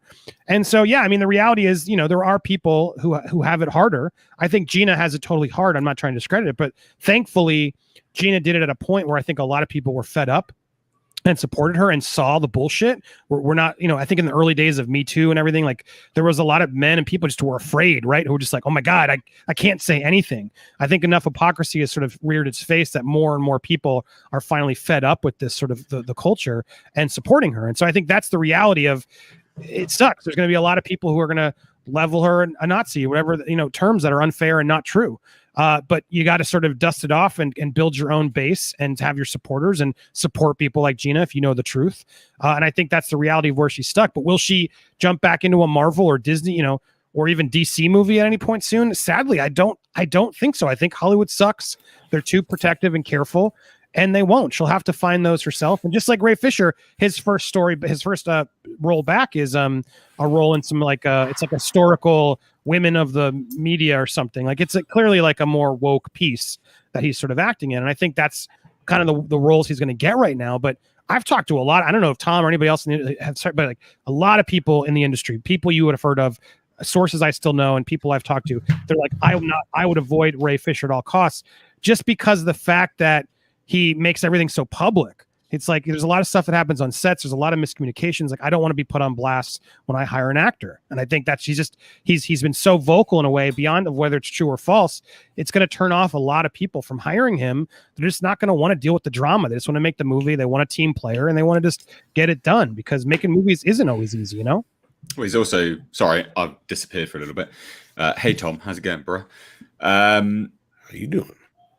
Oh, bringing that sultry low level decibels right there. Just I don't know what you guys are talking about right now, but I know, Andy, you just said about working with Ray Fisher again.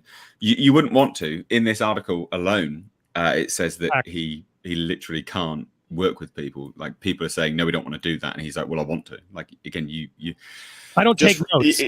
Even outside of the they're making things public. Like, you wouldn't want to work with him because he's just difficult. Again, it's like a director is a manager. Why would you want a really difficult employee if you had the option? Again, think of like an agency worker. One of the agency workers, an argumentative butthole. You're not gonna hire them. You're gonna go to the agency. No, we don't want that guy. See you later. Of course you are. Well, That's literally what's happening here. And it's like movies is a team work, is a team effort. It requires so many people on all sorts of levels across. And the JJ Blake here says that means do as we say or you won't be hired. Yeah, it does. That is literally what a film set is. Yeah, well, it's exactly what a film set is, mate. That is exactly what a film set is. It's good. Like, you've got it. You've nailed it. He does nail it.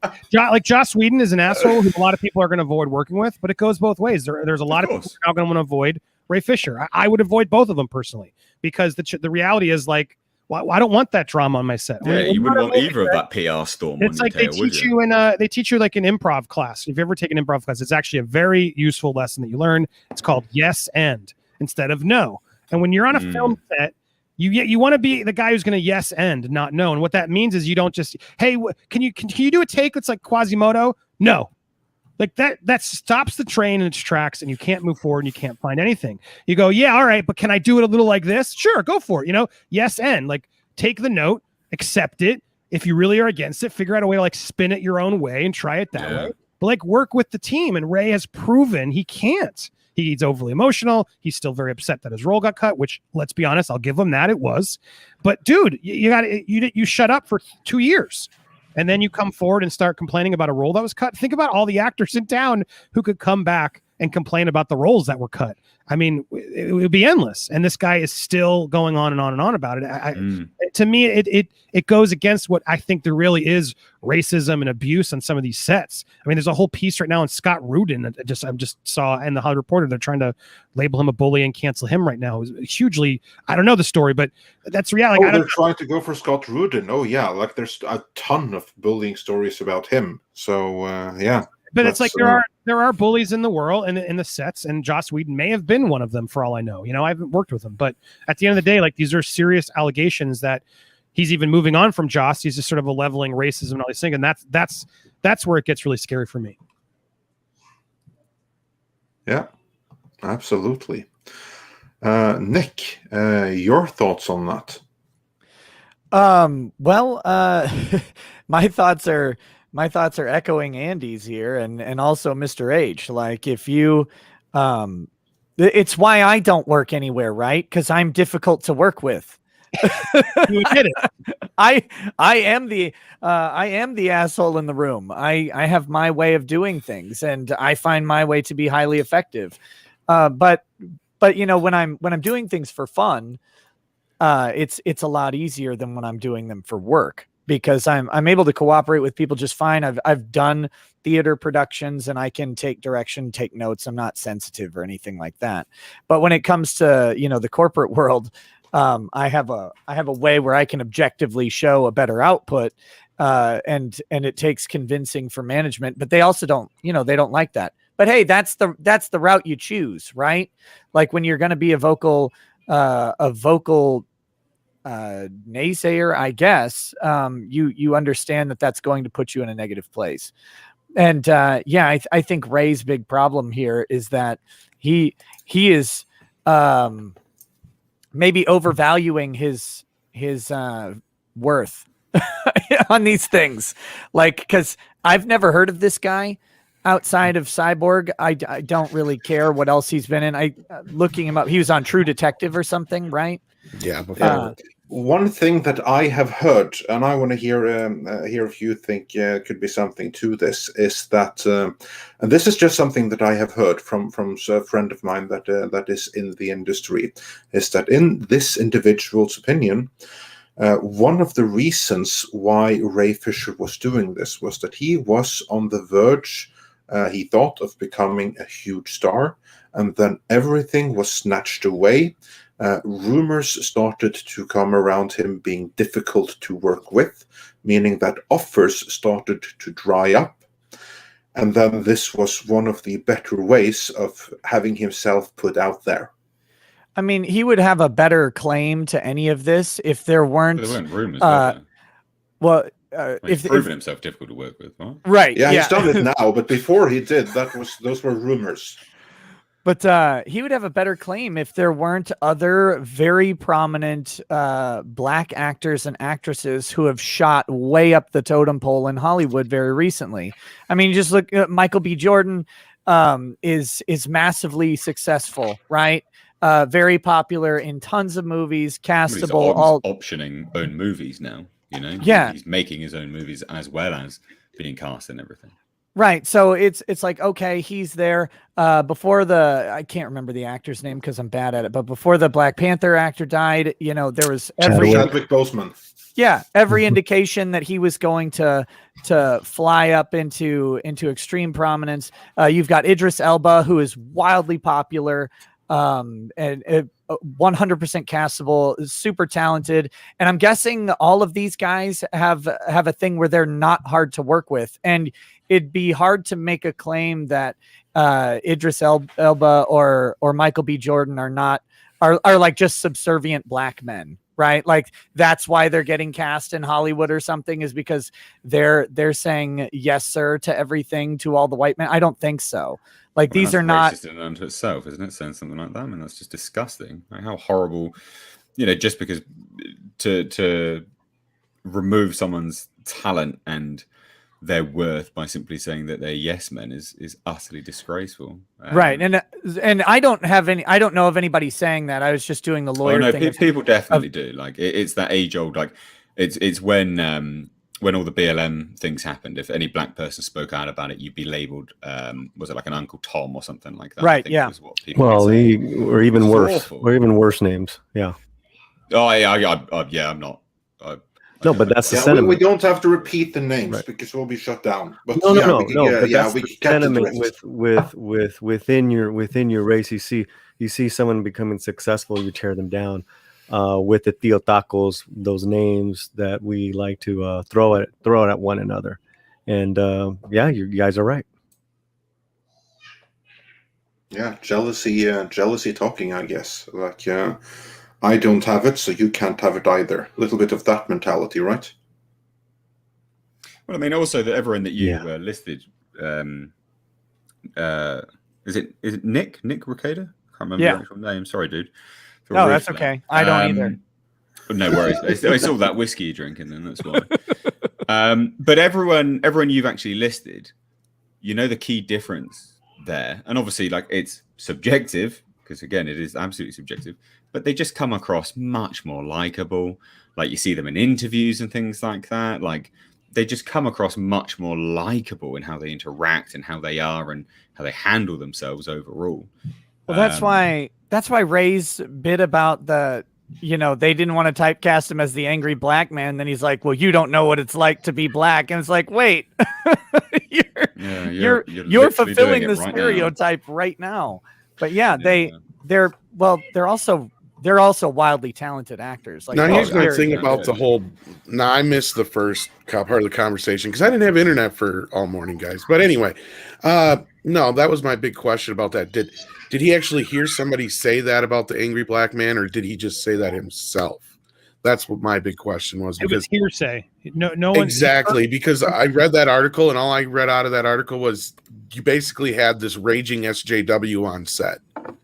But it doesn't matter. It doesn't matter even if they did say it. They won't even say who said it. They don't. There's no specific. It's like the whole room said it. It doesn't matter. It doesn't matter. Like that's not vindicating anyone. That is not saying. That doesn't make anyone out to be an actual racist by saying, "Hey, look, we can't have an angry black person at the center." No, but if that's the excuse, it's a racial stereotype. For God's sake. Well, here's my point: is if you watch the movie, it's pretty clear, especially after seeing the Snyder cut. You have a 4-hour movie they had to cram into 2 hours. Things were going to get chopped out, and this is a third film in a series. So what's going to get left in is obviously stuff that was already set up that needed to be finished off. If somebody told this to Ray that, obviously they couldn't have all this in here, it was just because of the smiling thing. I remember that. But how can you sit here and say, oh, the movie's racist just because it cut my character out? Everybody's character got cut out, Ray. It was a Butcher Hatch job. I mean, start with Superman, and Superman's time was given more to Cyborg's storyline. Well, I mean, Yeah, there's so but- many things that I could get into here about this whole thing that I brought up last night. You know, it's like, look, and he wasn't even so sure about the booyah thing because he was out on Twitter asking people. And it's like, everybody I even talked to myself, I went to search out this whole thing. The most we can find on this booyah thing is its surfer lingo, was its origin. And there's no real attachment to it being any kind of a racial thing. So I don't It's just understand where he's. lighthearted. It's just like Yeah. he didn't want to be the only. The thing is, he's saying he's the only character in the film that was going to say a catchphrase. Well, you might say on that premise that he's right, because yeah, I guess he is right. But there were other phrases used in the film by other characters that were equally cringe-inducing, right? Actually, I have the perfect comparison. Yeah. I have the perfect comparison to that. You know what that reminds me of?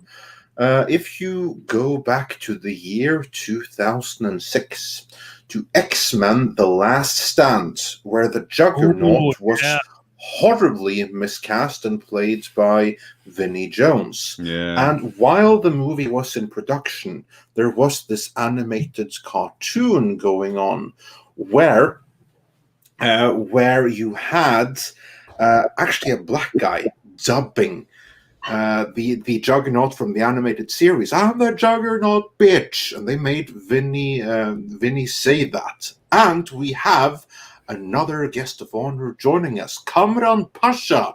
Welcome and thanks for joining us. Kamran, have you met Nick before? I don't know that I've met Nick. I definitely know most people on here. I know Andy. I know Paulie.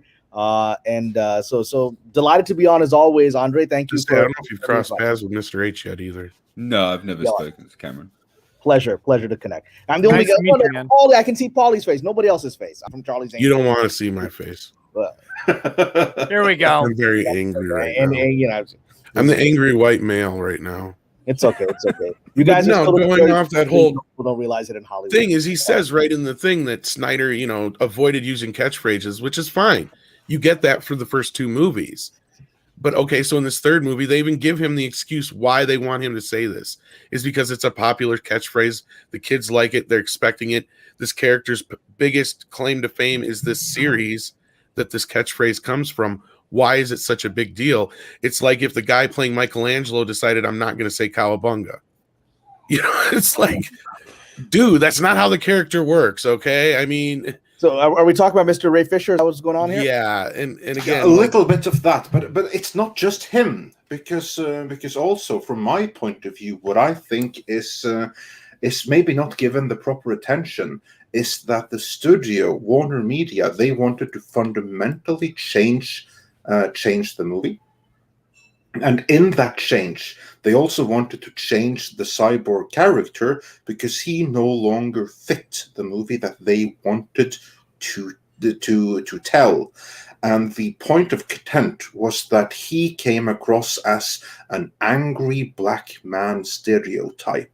And they wanted none of that. And as Paulie pointed out, Hollywood is horrible at race. And you didn't use these exact words, Paulie, but No, they but when they Decades. try to do something right, they often make things worse in the process. Well, the the reason is because Hollywood is, and I don't know that it always has been, but probably has always been. Hollywood is racist. I mean, it is. It is. It's all these sort of very liberal racists, right? Who deep down inside believe themselves to be superior, believe themselves to be ethnically superior, and at the same time, they all have to say this sort of this mantra of woke stuff, right? And so it's this weird confluence of this thing. So it's. That's why they screw everything up, because if you sincerely are attempting to address injustices in the world from the clean heart, you find a way to do that in a way that's entertaining. But when you're actually a hypocrite and you don't understand race issues because you're a racist, then of course you're going to screw it up.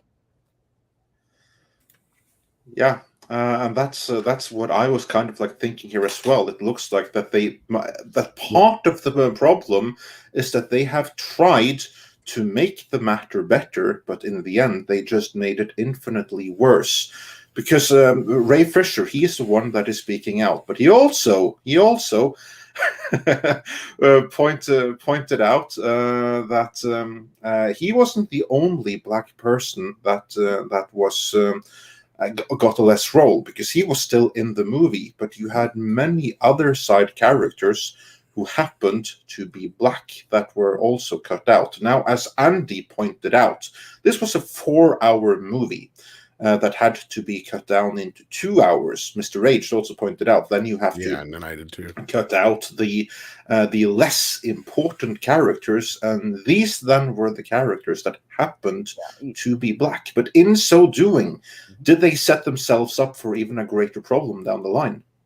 Well, they set themselves up for Mr. Fisher, who is, the general buzz around town from people that I'm hearing from other screenwriters that is just like, man, this guy's digging himself a hole, right? I mean, he's enjoying the glory of Twitter likes, right? But the industry is like, the industry doesn't believe his complaint, right? They don't believe he's authentic. They believe he's just trying to get attention. Well, what is the actual complaint, for starters? What is the complaint as you personally see it? Because this is the thing that everyone has said. There's complaints, there's claims. It's like, but we have this tell-all interview where it's literally revealed nothing but subjective approaches to what abuse and harassment could be. Which, again, like I use the example of Christopher Nolan not allowing anyone to sit down on his set. Many people claim that's abuse. Quite literally, many people could say that is abuse. You're abusing me on this set right now, Christopher Nolan. And people would just laugh at you and go, mate, shut the fuck up. Mm-hmm. Just stand up. People working for 40-hour work weeks, standing all 40 of those hours. I don't think any of those people would enjoy hearing somebody bitch about that. Well, but again, that's my point, right? You are dealing with actors, the pinnacle of snowflakery, and they're complaining about abuse and harassment. I want to hear exactly what they are claiming is abuse and harassment before I go, I believe you, mate. I believe every word you're saying. No, I want to know exactly what it is, because in a subjective environment, when you're dealing with people who are literally the most mollycoddled, over dramatic, it is literally their job to be dramatic. No, I don't believe a word they say until I actually hear the facts. Well, and you're right. It's been over a year. This gentleman has not actually relayed anything. Dude, thank you. It's been a long time. And the gentleman has not relayed any information. And that's why people in the industry are largely like, because publicly they got to say, oh, I'm so shocked and horrified, and my empathy's with them. And probably they're like, this guy's had it again. Oh, my God. I mean, his career's done. I mean, no one's going to hire this gentleman. That's why he seems to be running this thread for the rest of his life, right? And in the process, not actually addressing. There really is. I mean, there's one could argue whether standing all day is abuse. I mean, in Guantanamo, that was actually one of the things they made inmates do. Yeah, but it's not nice. So, yeah. Of course, it's not nice. But yeah, but there is real abuse. I mean, there's Michael Bay is famous for screaming, shouting, insulting, cursing, humiliating people on his sets, right? That's not something that's professional, but he gets away with it because it makes a lot of money. And so there is real abuse in the industry. This gentleman's not laying anything out that anyone in the industry recognizes as as a problem. So they're like, all right, here he goes. He's on his shtick, and everyone's just sitting there watching it play out as an example of Twitter fame. Exactly. And to anyone that doesn't know, Kamran Pasha, of course, is a published writer, MBA, and you are a producer. You've worked for Disney, showrunner on Tron Legacy, so you are quite connected to the industry. And now this is one of the things that I wanted to ask you about, because this article came out only yesterday. What the writer of the article said on Twitter was that there was pressure from WarnerMedia to stop this story. They wanted to kill it. But they went ahead and they published it anyway.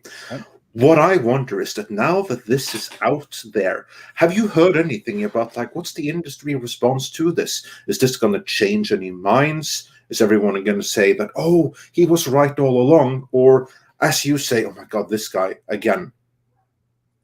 No, I mean, it hasn't changed anyone's minds because, look, the reality is behind the curtain of the Wizard of Oz, we're all artists, and we deal with artists, and we deal with difficult artists, right? And so this is the kind of stuff where you're dealing with someone on set. I mean, I'll give you an example from a TV show that I worked on, right? I won't reveal the actor's name, but a TV show that I worked on, there was a young actor who would walk around and be very difficult on set. He would go to the extent of he would walk around to the crew and say, "This script sucks," with the writer present right in front of him, right? I can't believe they're writing this for me, and you're sitting there like, This is really not creating a good environment, and it's really disrespectful. And on television, the writers are in charge, so disrespecting them in front of the crew is not a good idea.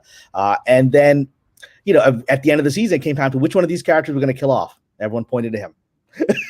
Everyone pointed to him and said, because nobody wanted to deal with it. Nobody wanted to deal with it. And that guy's career finished. He just finished. And the day I was on set, the day that he got the pages where he was killed off, I don't think they even called him and told him they're going to kill him off. He got the pages, and he was sulking and resentful the whole day. And it was almost like a revenge for him, because he said, well, you don't like this, like the writers, so they didn't bother to even tell you they're going to kill you.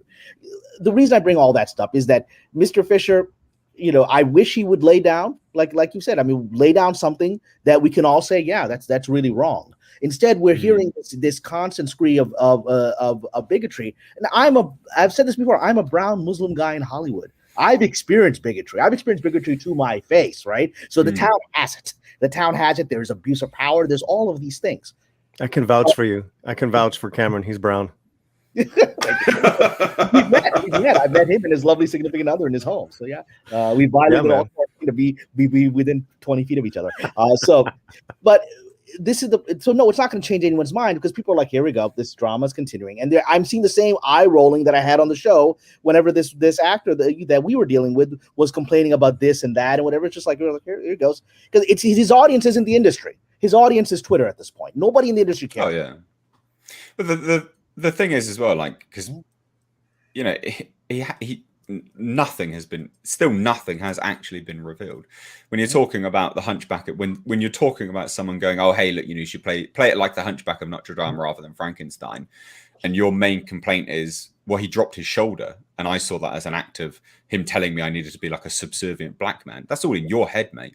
Yeah, that's all in your head. You're right. It's all subjective stuff. That's at this moment in the world and in the industry, where a lot of people of a certain younger generation believe their subjective reality inherently means objective reality. Well, it is that whole nonsense of, well, like, you speak your truth. No, mate.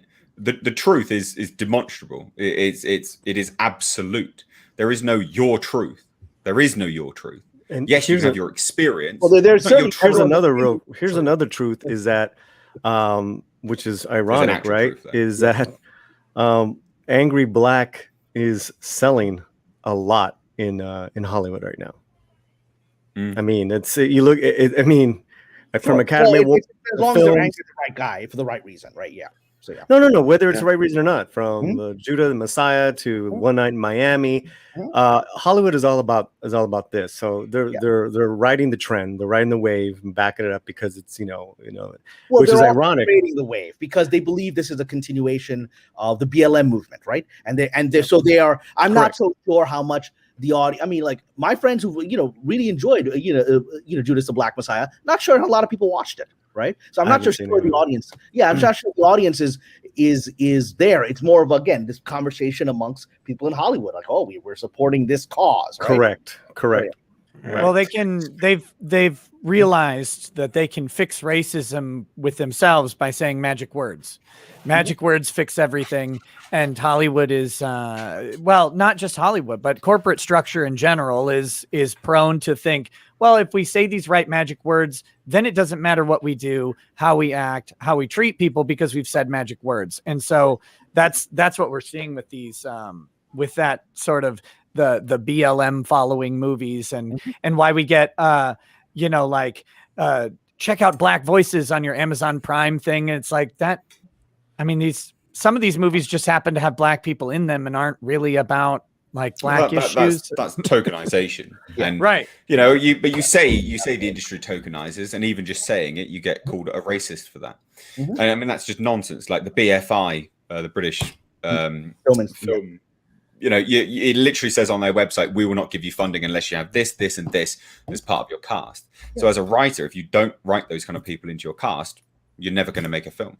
Well, it's like the Oscars. That's the example of the overreach mystery. Well, this is the industry just revealing itself as tokenizing. Like that's the problem. It's overreaching. It's trying to overcompensate for a problem. Right. Whether their hearts are in the wrong place, whether their hearts are in the wrong place, they're totally misguided. The bigger problem I see with the whole Ray Fisher thing, and I missed the first part of the conversation, so I'm sure I'll make some points that other people have made, but is that this situation makes it harder for any real racism to be tackled, because now you have a situation where, you know, this guy has gone out and cried racism where there really is none, and I'm stretching to find it. What we have here is an asshole director. Okay, I've already known Joss Whedon's an asshole. Nothing new there. So is Kubrick and all these other guys. Guess what? Either you did the job or you didn't fucking work for them. Right? I mean, and then he's crying racism where I see none. Now, you give me the example of like John Boyega. It's as clear as fucking day. Like the proof is in the pudding. Oh no, he was portrayed in a racist fashion by people who are liberal racists in Star Wars. Well, not just that. You don't even have to talk about the movies. The fact that he was shrunk down on the Chinese poster and you know, all that kind of shit is more than enough to say, obviously, there was something going on here. Yeah. As opposed to Ray Fisher's situation, where all I keep hearing is a kid who's just getting started and he got too big for his britches. And you can sit there and cry racism all you want, but that's not what I see here, because I don't see any proof of it whatsoever. Because I'll tell you right now, regardless of what you're supposed to say on the set, if the director's standing there and just going, please, I beg you, just say it. And he's like, I'm not in the mood, and walks off the set. What other fucking job do you get to do that? Yeah, speaking of walking off the set, I know that Andy Signore, you have to walk off this set, don't you? Yes. But I was in the middle of a rant, but Andy's got to go. No. Well, Andy, free Johnny Depp. That's all I'm going to say to you. Free Johnny. But I was going to say, you're right. I echo what Tom said. It's fact. It's like it's a job where you have to do what you're told, and it sucks that Zach changed your role, but what can you do? I implore I was going to mention it all, but you guys should look it up. Look up Harry Lennox's review. Harry Lennox was the actor. In fact, can I show this quick? I think it's worth. Can I share it? Do you see? Just so people. Sure. I just is it the link that you wanted to put there? But so this is the actor. And he did a whole article a month or two ago. I'm just going to I want to read this one paragraph because I'd love to. This is the best way to leave. I feel like this topic as I want to go, but he talks here about Ray Fisher. Obviously, he wasn't there, but he goes, I just hope everyone can move on with their lives, to be honest with you. This is a guy who worked with Zach and Joss. He was on Dollhouse, which was a show Joss did. As a former seminarian, as somebody who has made mistakes, I've been on either side of that equation. Directors sometimes are insensitive to the needs and feelings of actors, and sometimes actors are needy, and sometimes they're oversensitive. I know I can be. Ray, he's calling you out there, whether he is. So with that said, I hope whatever that has happened, that people could move on. And outside of some unforgivable thing, that people can forgive, not just each other, but forgive themselves. To say, look, I may have made this mistake in the past. Now I know better. I'm going to do better. This was a different time. What was intolerable 5 years ago, a year ago, is no longer, and we have to adapt to that. I think there's a lot of that going on. This is a generational in some way. I know that Ray has it in himself to be better because of this, to be stronger, to have survived it. And I also hope that Joss too can survive, be the writer creator that he wants to. I think he's spot on, and this is a guy who's worked with both people. He's like, look, utterly professional was Joss. I didn't see any of that behavior. I'm hearing about it, but I'm in a different place. It's not the kind of thing likely to happen to me because I'm a big black guy from South Side Chicago. People are a little more circumspect in how they might treat me when I walk in. I think we should maybe give Joss another chance to respond, to see what his side of the story is. Not minimizing anybody's story, not minimizing experience, but I believe that we must learn to reconcile and we must learn to move on. I mean, I just, how do you say it any better? This is a guy who's worked with both, who's worked with Ray, who's worked with Joss, and has the knowledge to sort of just make sure to like share the facts. And I think we all need to step back, make sure we haven't heard from Joss. It does sound like he's an a-hole, but we shouldn't be canceling people just because they're a-hole. By the way, this is a dig. The whole article is an intentional dig on Ray. I mean, this gentleman has been acting for many years, and he's a real professional. And so this whole thing of everything before the but is, ignore that. The but is what he's trying to say, right? You know, he's trying, I can't speak for everyone's thing, but that's what he's trying to say. This is very much a sit down and shut up, young guy. You're misusing this particular conversation. That's what he's saying here. Yeah. And that was can we just briefly appreciate that he low-key called Ray Fisher a manlet? It's like, no one messes with me because I'm a big black guy. No one's gonna mess with me. Well, and that gets me to my next point. There's a lot I could say. All Ray had to do was kick back and wait, and Joss ended up canceling himself. Yep. Like, so why did all you're doing now is making yourself look like an idiot. And again, you guys were talking about, he's making himself on. Nobody's going to want to work with him. He's unemployable right now. All he's got on his IMDb is a 6-episode series and an appearance at a Burger King drive-thru coming up at this point. That's about the extent of his career, because I wouldn't want to work with him after this shit either. Because guess what? Every director's different. Joss Whedon had a specific job when he came in. What are you going to do? The guy is acting just got revamped. Your movie just got revamped. Your other director is gone. It's not going to play out the way you want. Just be happy you're in the movie at that point, at that kind of extreme revamp. Yeah, and he was trying to get fired, it sounds like to me, where he probably could have walked away at any time. He wanted them to sue him, I think, honestly, because he felt like he could drop the evidence and get them in court. You guys can tolerate it. Anyway, he think he would get a settlement. I don't think I agree. I don't think he actually has any evidence. I think he would just want to get a settlement out of it if that was the goal. I thought this was a good way for me to end up, because bravo Harry Lennox for bringing just what a graceful way to sort of put it all. And yes, thank you, Andre and everybody. I just wanted to do a quick plug of my new show, Best Movie Ever, is on a Movie World. It's a show where I actually try to bring positivity to bad movies. The link is in the chat right there. Guys, I'm trying to do a second movie channel where I do less drama and talk about what I'm really passionate about, because some people are like, Andy, stop hating on everything. I have the honest trailer brain on always. So this is a show where we take some of the worst movies of all time. I teamed up with Vito, who's the funniest guy, and we forcibly watch the worst movies ever, and we have to come up with positive points and challenge each other. We're having so much fun with it. We got a new one, Battlefield Earth drops next week. 1998 this week, and then we're also we're doing Mortal Kombat Annihilation, and we got Vinny's Vito is the worst Last Jedi fan, so we're going to force ourselves to find the positive in Last Jedi as well. So lots of That's fun. going to be your least watched episode, my friend. I like torture this show, but I figured some of you guys might enjoy watching us have to put a smile on our face on some of these terrible movies. So are you going to do the Amber Heard movie that she got sued on? Are you going to do that one? Which one? Movie? There was some movie, Amber Heard. Remember, she wouldn't do the promotion. She got sued, and it was really bad. Any Amber Heard, Drive Angry. She's done a lot of bad movies in her career. Just Amber Heard can be the topic in general. But anyway, thank you for having me. Happy I was able to pop in before Nick was. This was a great conversation. Good to see you, Nick. Love to talk to you again, everybody. Mr. H, Paulie, Tom, Cameron. Love you all. Thanks everybody in the chat. Keep the conversation going. I'm out. Peace. God bless, man. Take care, Andy. No, and to finish off this whole thing, because I'm sure you guys have talked this to death already. So yeah. But no, that's the way I see it, and I don't think Joss Whedon is some great director, but he came in and he had to do what he had to fucking do. And when you've got an unruly actor acting the way he did, it's bullshit. I mean, you don't even have Ben Affleck acting out this way, and if anybody in that group has any right to be going out there and calling Joss and all these other people to task, it's him. Because that guy got screwed over so fucking bad in this situation, yet you don't hear anybody going, oh, poor Ben Affleck, do you? He's the one who got screwed over the most. He got drove to drinking over this whole situation. I think he was drinking already, but it certainly didn't make it any better. It didn't help. It might have made it worse. Tom, you mentioned you weren't here at the beginning, and I just wanted to let you know that Andy Signore had actually said what you said word for word while you were gone. So thank you for revisiting that. I figured everybody did. So it was the exact same speech. He even had the same cadences and everything. It's really embarrassing for you. I said the same thing too as you said, Tom, but I said it upside down. Exactly. I believe I said something along those lines too. Yeah. I figured everybody did, but a good thing cannot be stressed or repeated enough. Now, can it? So Kamran, and I want to hear what you and Nick think about this, because now we have had this whole thing going on.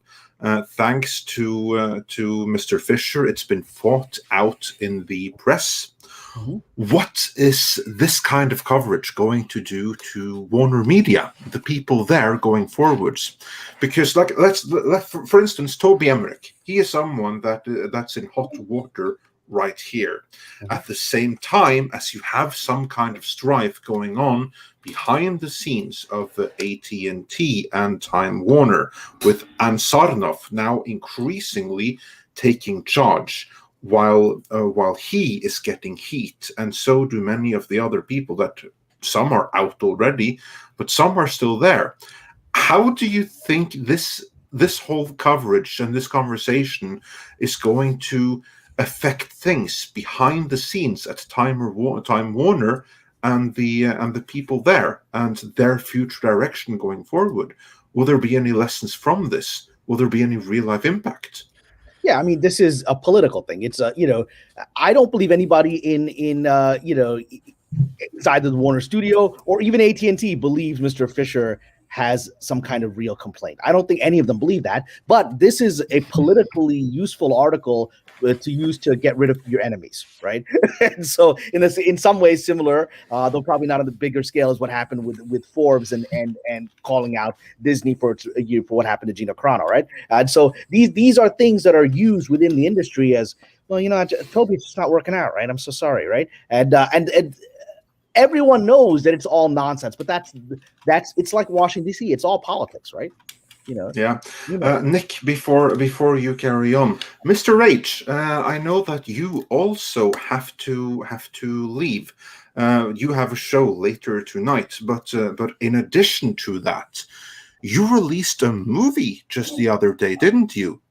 Yeah, I did. Yeah. Well, I mean, it's sort of the debut, but not, because I released something prior to that as well, which was shot more recently. So it's I did. Yeah, sorry. Yeah, I did basically. Yeah. On Saturday. Okay, since you can't sell it, I will do it for you. Over at Mr. Reviews channel, you recently released Black Fields, which is a great indie production. I highly enjoyed it. I highly recommend it. It's a very interesting tale that appeals to me as a good Norseman, and I'm very impressed with the production value and the cast that you were able to assemble for it. So everyone, head on over to Mr. H Reviews to check that out, since you were too humble to do so yourself. Where can we watch Black Fields? Is it downloadable somewhere? Or it's literally just on the channel. I just released it for free, so it's just there. Okay.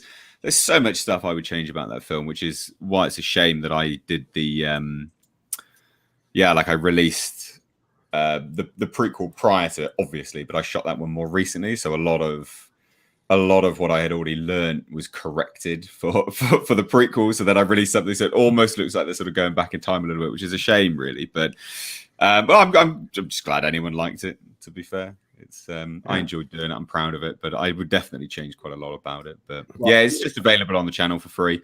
It's just there. So look, the script doctor in the chat is giving it a thumbs up. So I'm gonna go check it out. Congratulations, bro. That's quite a feat. Whether I appreciate it. Yeah, I mean those are miracles to get out our short films, it's really feature films. Yeah, so it took a year. Post production was just insane. Like post production is madness. People. You're talking about just sound design and stuff like this. It just takes forever. And original scores, like that's got an original score, and that was super hard to do. Original scores are not. I mean, you could approve anything, obviously, but trying to get what you want was goddamn so hard. Anyway, sorry, I don't want to overtake the stream talking about that. So anyway, appreciate you having me and sort of dropping in on the fly. Thank you so much, and thank you the chat for being very kind, and everyone on the panel. Paulie, shoot me an email or a DM. I'll come on your show. All right, dude. I can't wait, brother. Cool. Cheers, guys. Thank you very much. Peace. Thank you, man. Peace. Yes, and with that, going back to where we were and jumping off of Cameron's point, Nick, your thoughts?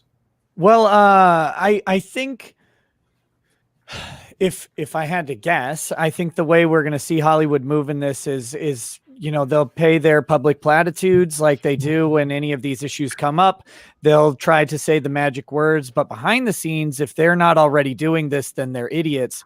They're probably going to be putting focus on getting actors who are less prone to these sort of public outcries, because they only help the actor.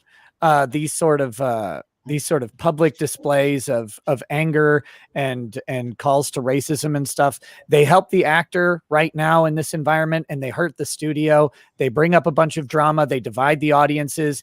And so I think they're going to be doing a lot more casting research in the future. And they go, okay, we like how this person acted. What's their social media look like?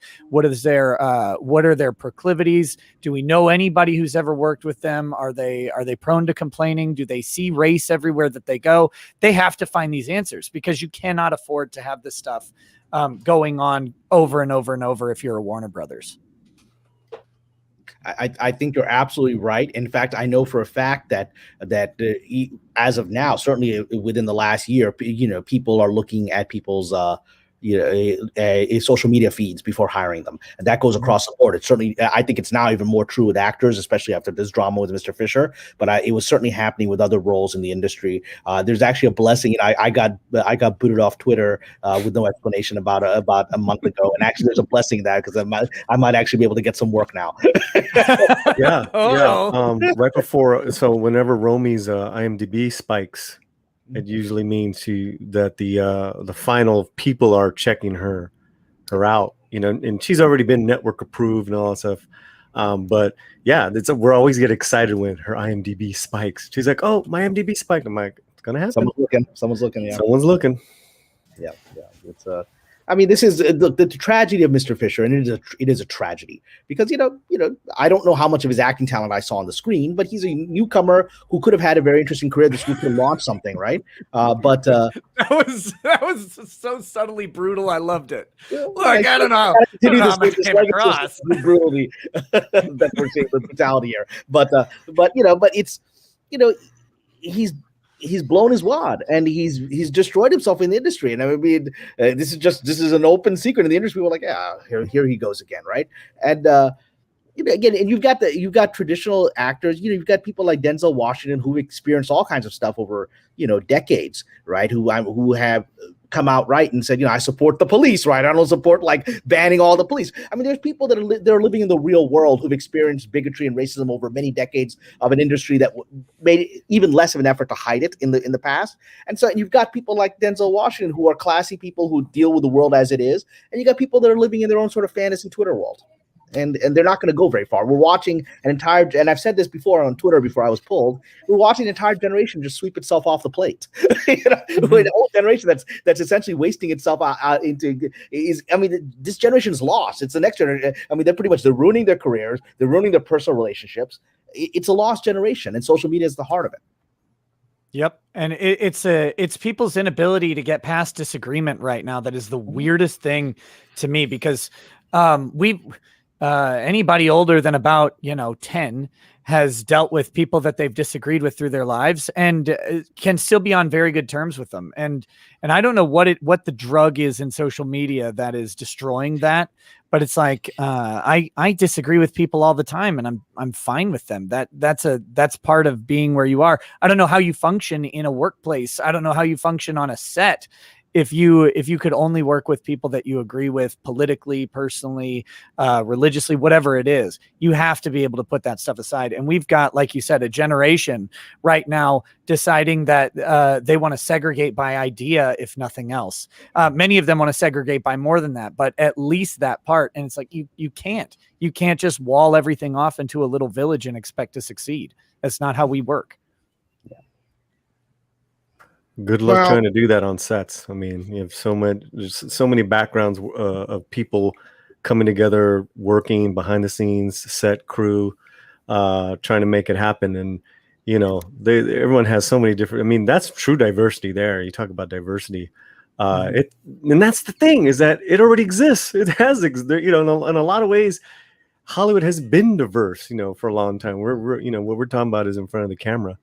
And you had said something earlier about Hamilton, and you couldn't play Thomas Jefferson, and I actually disagree with you because Broadway has had a history of non-traditional casting, which I think has been wonderful. And this was a retelling of Hamilton using modern in a modern setting. So to me, that's right. It wasn't like they went back in time, and changing history. So to me, I wasn't saying. Oh, sorry. Go ahead. No. Just the example that you used was like, well, I'm not sure that that's the right example you might have wanted to use, because Hamilton is such a great example of American history set in a modern, with modern connotations. And it's theater, which, theater is all about non-traditional casting, which is, so anyways, I just wanted to say that. Right. Well, I wasn't saying that to criticize Lin-Manuel Miranda or the show, because I'm a huge Hamilton fan, even when it makes people mad. I really enjoyed it. I've seen it, I think 3 times live. It's a great show, and I'm glad that Lin-Manuel did it in the way he did.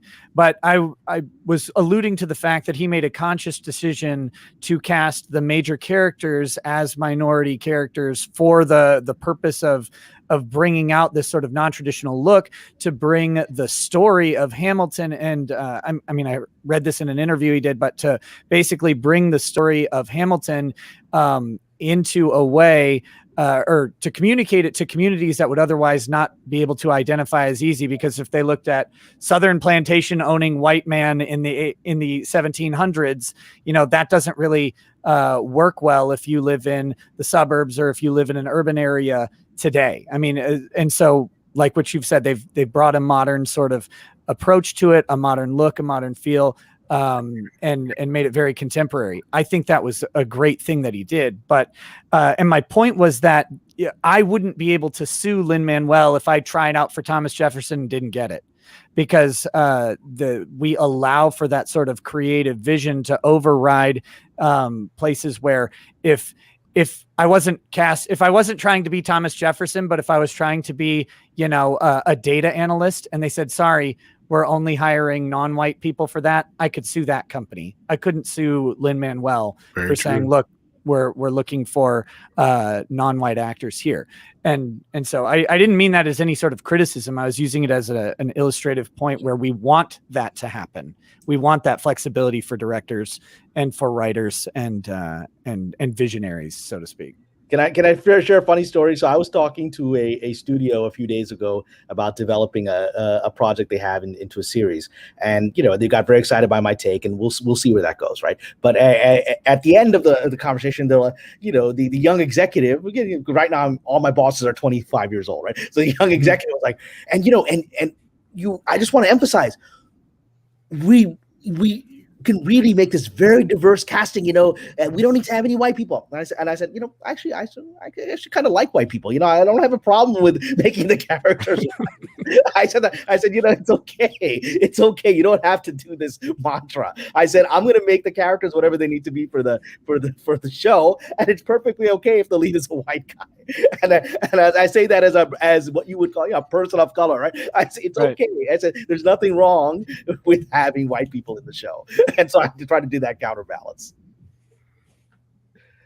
Yeah, it's certainly interesting times with that. We have quite a few super chats that we have amassed that we haven't gone through yet. So okay. Tom, unless you have something that you want to add first. Well, I just wanted to make one final point to my whole thing earlier, was like, yes, I get it. Systematic racism is still a thing and needs to be dealt with. But when you have situations like the Ray Fisher thing, it draws attention away from the real ones. And I'll ask all you this. Who was the number 1 actor in the 1980s? Does anybody here remember? Eddie Murphy? Yep. I was going to say, for me, it's always Jean-Claude Van Damme. Well, it was Eddie Murphy. And who was the biggest actor? I'm going to share my Jean-Claude Van Damme story someday. Who was the biggest actor in the 90s? Sammy Davis. Will Smith. Who's the biggest actor now? The Rock. Yeah. Okay, so for the past 40 years, the biggest actors, just actors, mind you, not actresses, all that other stuff, have all been black people. And nobody has said shit. Now all of a sudden it's a problem. I just don't understand where Ray's coming from on this. I don't. And that's the final point I have. He's coming from the generational thing that I've discussed on Twitter before I was pulled, right? Which is the generational problem of a generation that is coming at the end of many generations struggling the civil rights movement and fighting many battles and having won many battles with many still to be fought. But he's coming in basically, thinking that he's living in a world where all that past didn't happen. This is an entire generational problem where the past of all the accomplishments of the past are ignored. That's why this generation has to believe everything is new. This is the first time ever, like this whole recent years, was like, we're having a woman action hero. It's like, We have women action heroes going back to going back to Alien and even before, right? I mean, so why is this? Well, before again, first female Zorro, 1944, I believe it was. Yeah, and you had the Avengers, and you going back to the 60s, whatever. So this is nothing new, but this generation, in order to feel special, because it's been taught to feel special, the only way they can do that is to erase all of the accomplishments up to the previous moment. So, well, I'd like to correct Tom. Actually, the biggest actor in the 80s was Joe Piscopo, according to the chat. That was Joe. Get out of the chat, Joe. That is Joe. You're just stirring up the fucking chat now. Yeah, there you go. That's awesome. With that, then, are we ready for some super chats? Absolutely. Well, But yes. there was one thing. There's a little Ghostbusters clip too. I don't know if you heard about that, Andre. I even saw it. Okay, yeah, okay. Yeah. Well, with my internet down all morning, I have no idea what the fuck was going on. I'm just panicking. I got that. Yeah. There's Ghostbusters clips and Star Trek clips and one tragedy after the other. So yeah, but let's look into some super chats first. Now, I regret that I'm no longer able to bring these up on screen, so you're just going to have to listen very carefully, as I shall say this only once. Film Lars started us out for 50 Danish krona, and Tom, you're going to get jealous. He says, "Hail Midnight's Edge. Just got Iron Eagle on Blu-ray. Can't wait to watch trigger-happy pilots fight for world peace." Silver Nova says, "Hail to the panel and all in the chat. I can't believe we are at 80 episodes of Midnight's Edge in the morning already. Keep up the great work." Thank you. And yeah, this is true. This is the 80th episode of Midnight's Edge in the morning. Time certainly flies. Darius Munchausen sent us a popcorn super sticker. HyperGyver2 says, "YouTube is not the law. I'm the law."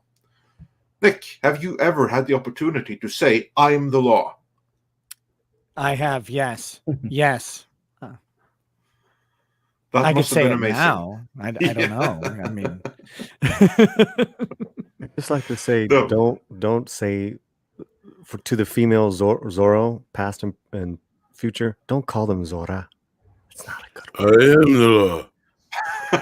no, we're gonna call him Zorex, right? Like that's No, there is no X here at the Latino slant.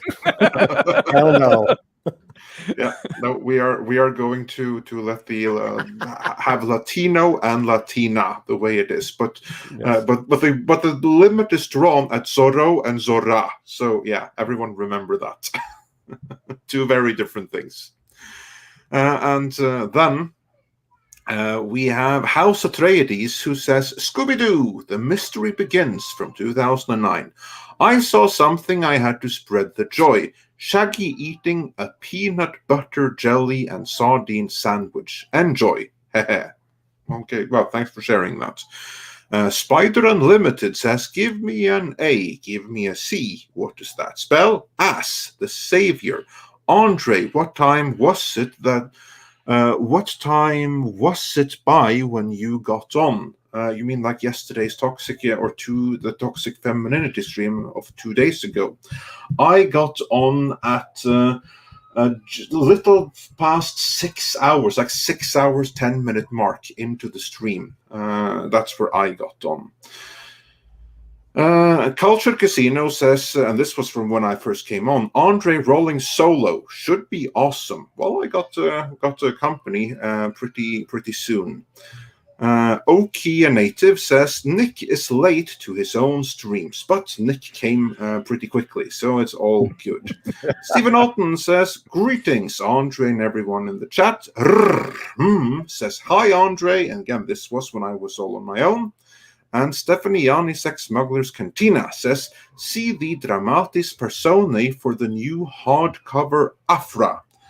I have not, but I look forward to getting into that. So yeah, I'm sure that's a good one since you pointed out.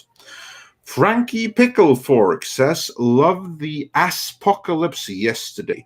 Let's start a campaign to get Gina Carano on Joe Rogan's show. It'll get the truth to the normies. Oh, I'm sure she's going to be there soon. Yeah, and I mean, and we don't need a campaign. I mean, she's such a prominent figure. I'm sure Rogan probably reached out to her already. So her choice is whether to go on. The best thing we can do is just keep talking about it, keep it in the news. Mm-hmm. I would be more surprised if she didn't go to Joe Rogan than if she ends up going there. But that's me. And so then we got 2 super chats from House Atreides, who says, "Hail Midnight Edge, Lorena's after school special interview with you, Andre. Everything you had to say is why Midnight Edge is my favorite pop culture channel. You have built quite the team. Yeah. I arrived late, but did watch the whole interview. One question, I may have missed it. Is Kevin still with Midnight Edge?" Well, so for those that didn't see, Lorena Creole, who is our excellent on Toxic Femininity every Mondays, over on her channel, I was the featured guest in an interview with her last night. Yeah. So watch that. And no, to answer your question, Kevin is the one I co-created Midnight Edge with way back in 2015. But he left the channel for his own reasons about 6 months in. So there was no drama or anything. It just wasn't right for him to continue to be a YouTuber at that time. But Tom and Rob came on later. So yeah, and then we have Paul and everyone. So I just want to point out, I got an interview with her before you did. I'm so super cool. Yeah, and so did Kamran. Yeah, bad time. Yeah, and so did I. But I liked your show yesterday the best. Just saying. That wasn't me bragging. That was Bat Tom. I, of course, have already been on there too. I think Andre should star in the remake of the 13th Warrior. We need a true Viking and an Arab joining the forces again to defeat the Neanderthals. We got to do it again. I love that movie. I would be so up for that. That's a really cool movie. That's a great film. I'd absolutely. I met the screenwriter of that movie once at a party, and I just started throwing him quotes, lines from the movie, and he got almost teary-eyed. He doesn't really grasp how much of a cult film the 13th Warrior is, but I can quote line upon line of brilliant screenwriting from that movie. I agree.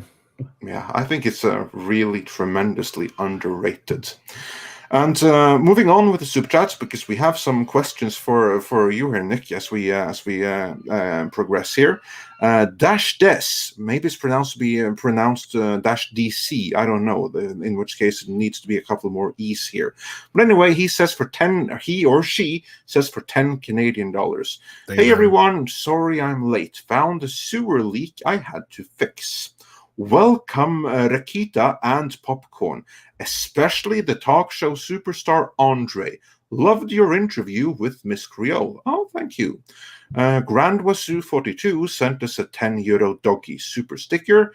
And Dark King wonders, are any of Ryan Fisher's complaints legally actionable? Now, of course, we have covered this at length, but Nick, real quick, are any of his complaints legally actionable? If not really, not easily. On either side of this, by the way, he without more facts about how he was treated badly, nothing that he said in the Hollywood Reporter article amounts to any sort of claim for racial discrimination or anything like that. And none of the stuff that he said about Warner is specific enough for them to bring some sort of defamation action.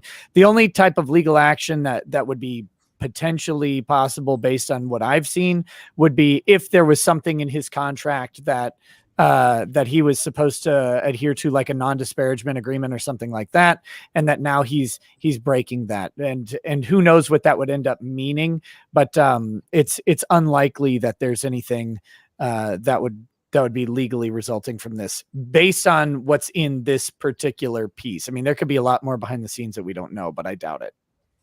Yeah, that's actually a really good point. For this story to get out there, someone presumably is in violation of some kind of an NDA.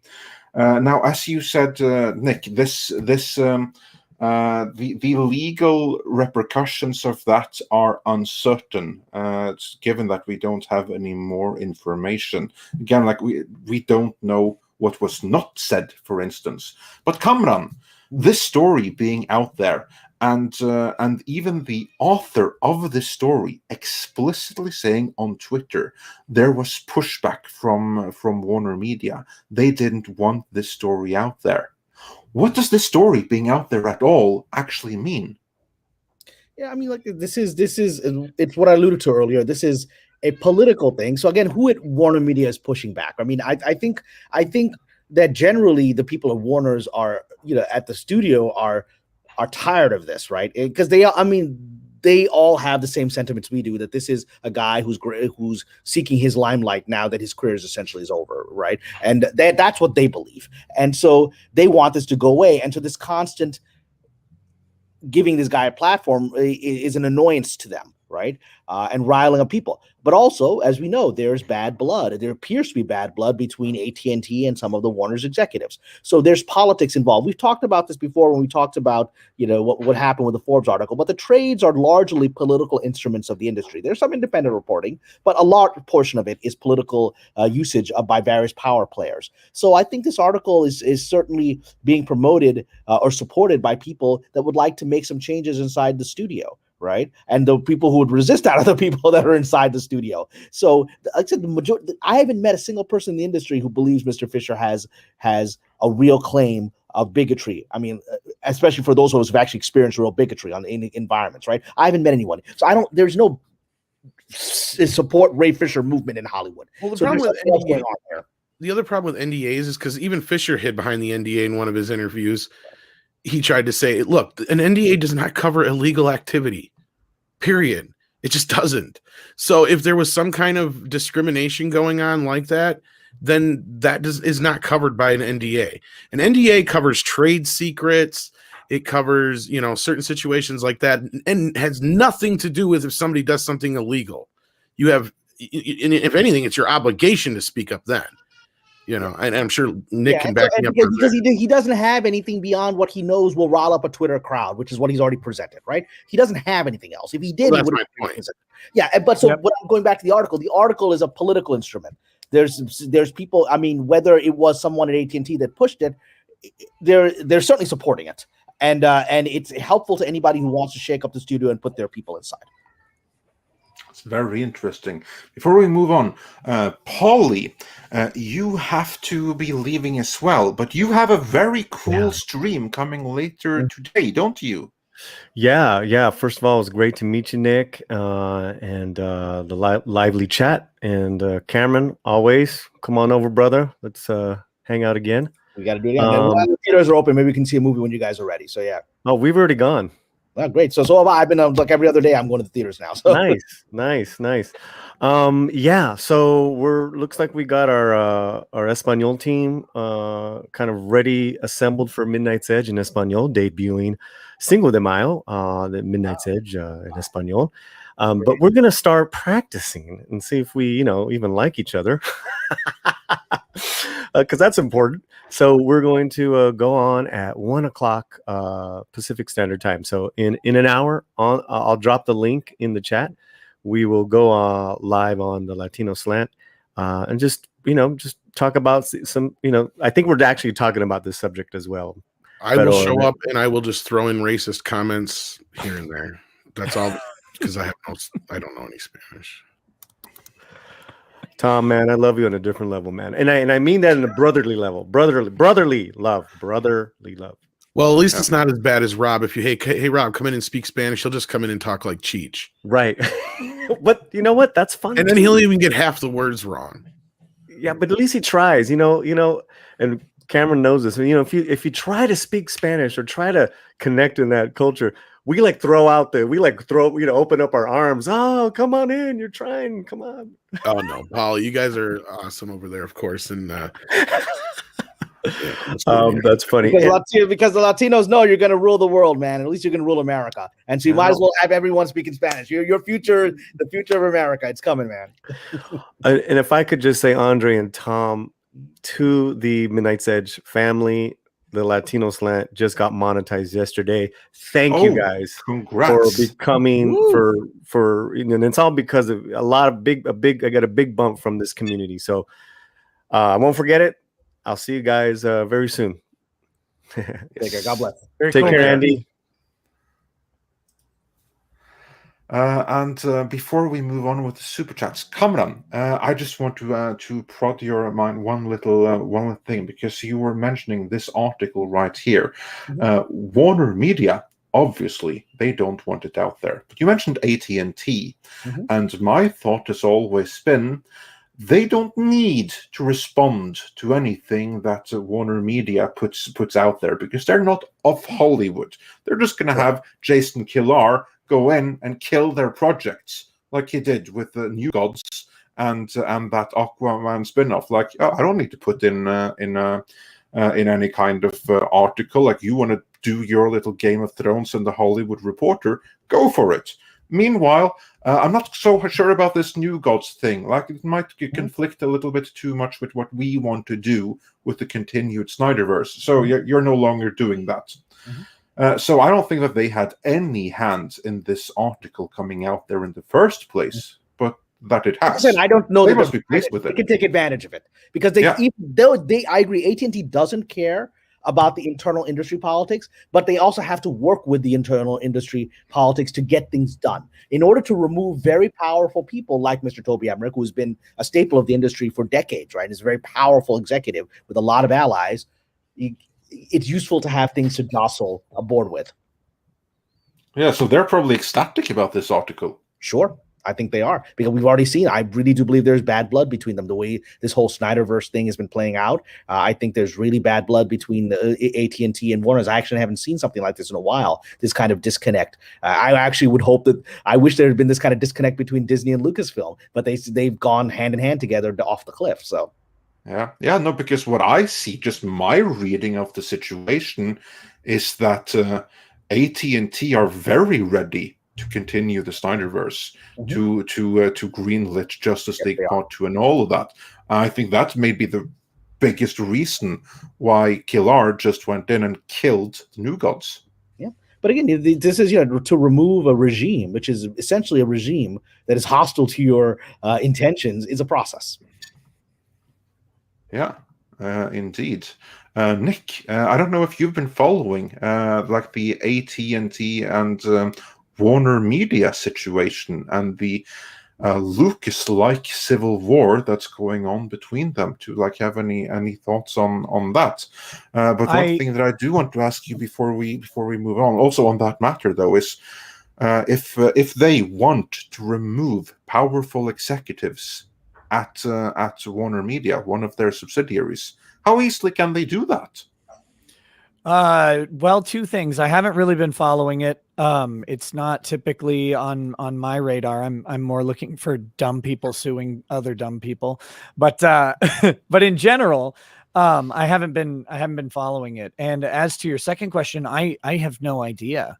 It seems like if you have a parent company, that there would be it would be simply a matter of finding whatever clause in the contract that the executive has that would allow you to go ahead and get rid of them. However, it really depends. The issue that you would tend to have is that if they were in a favorable situation at the top of their company, right, and they negotiate a nice solid contract with a lot of protection in there for themselves, and then some other company comes in and takes over, they're bound by the same executive agreements that were in the prior contract. So they can't just come in and axe them. If they've built out a good solid golden parachute, if they've built out some strong protections in there, they can't come in and undo those. So what you would have to do to force someone out, I guess, would be to find a way to get them in breach of like a morality clause, in breach of some sort of non-disparagement,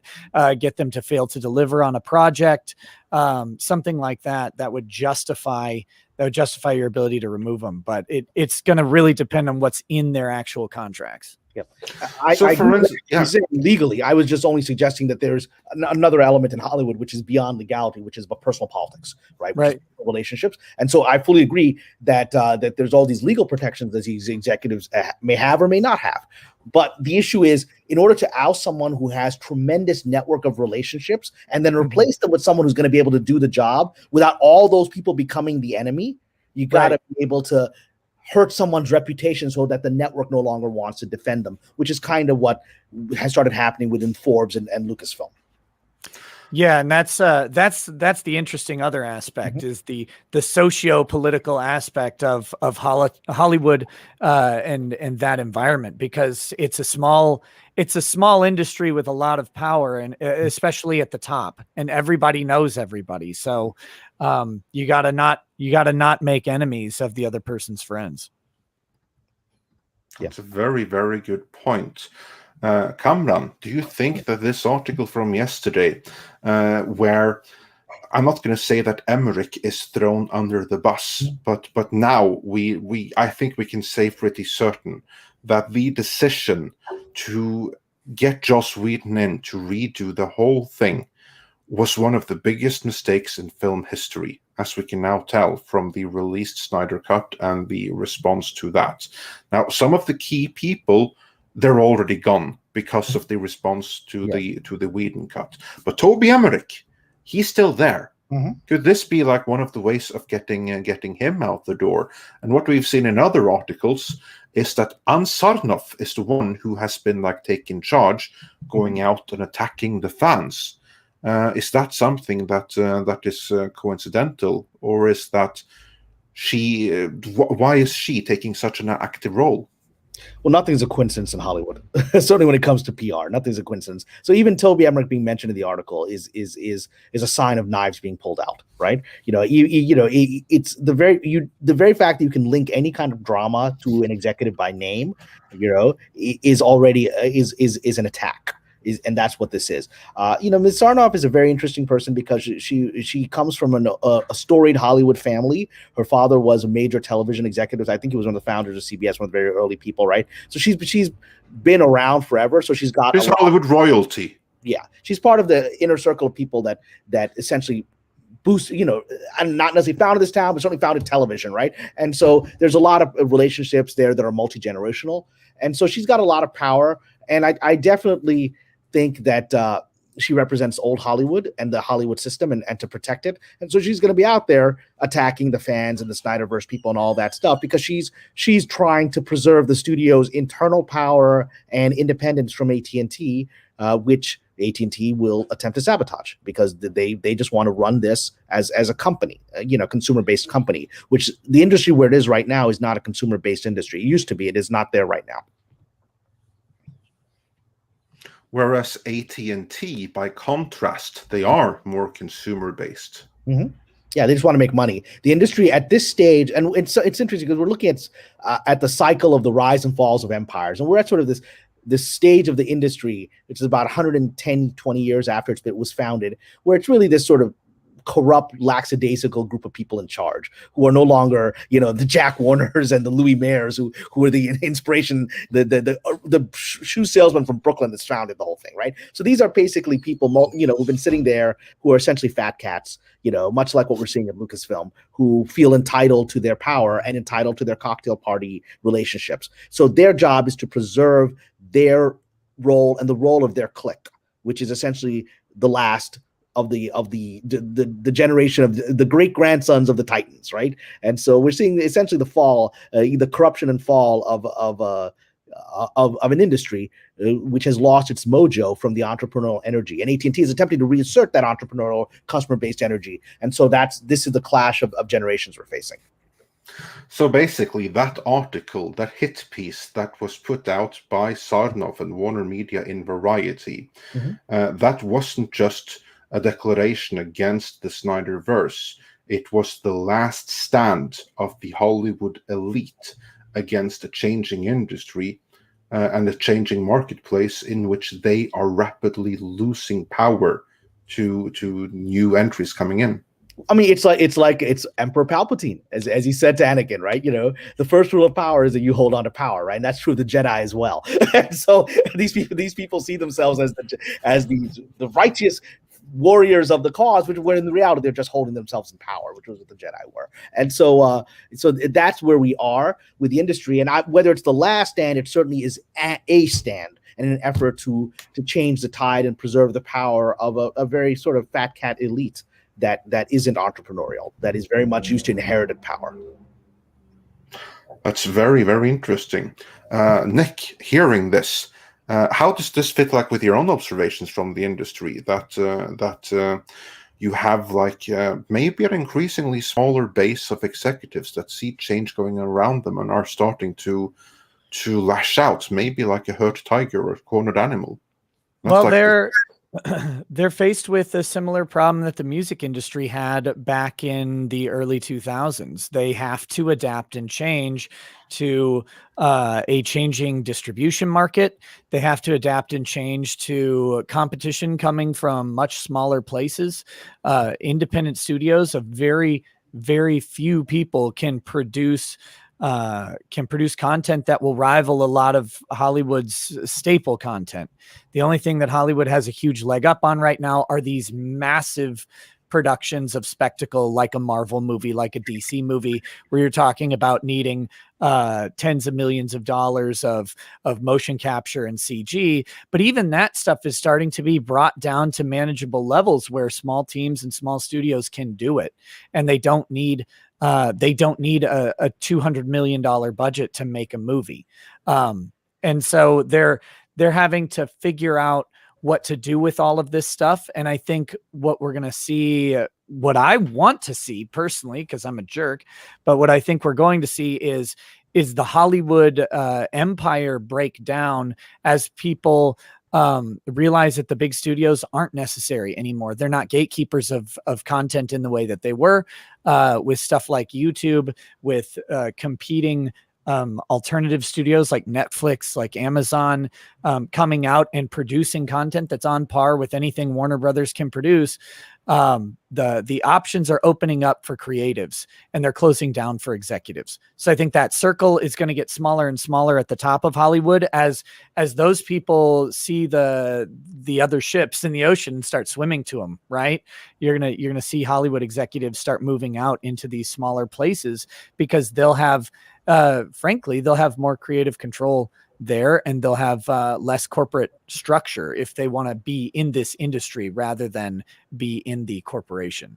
So I think that's going to happen. We're going to see it fractionalized down, and I think that's good. Personally, it might not be good for the studios though.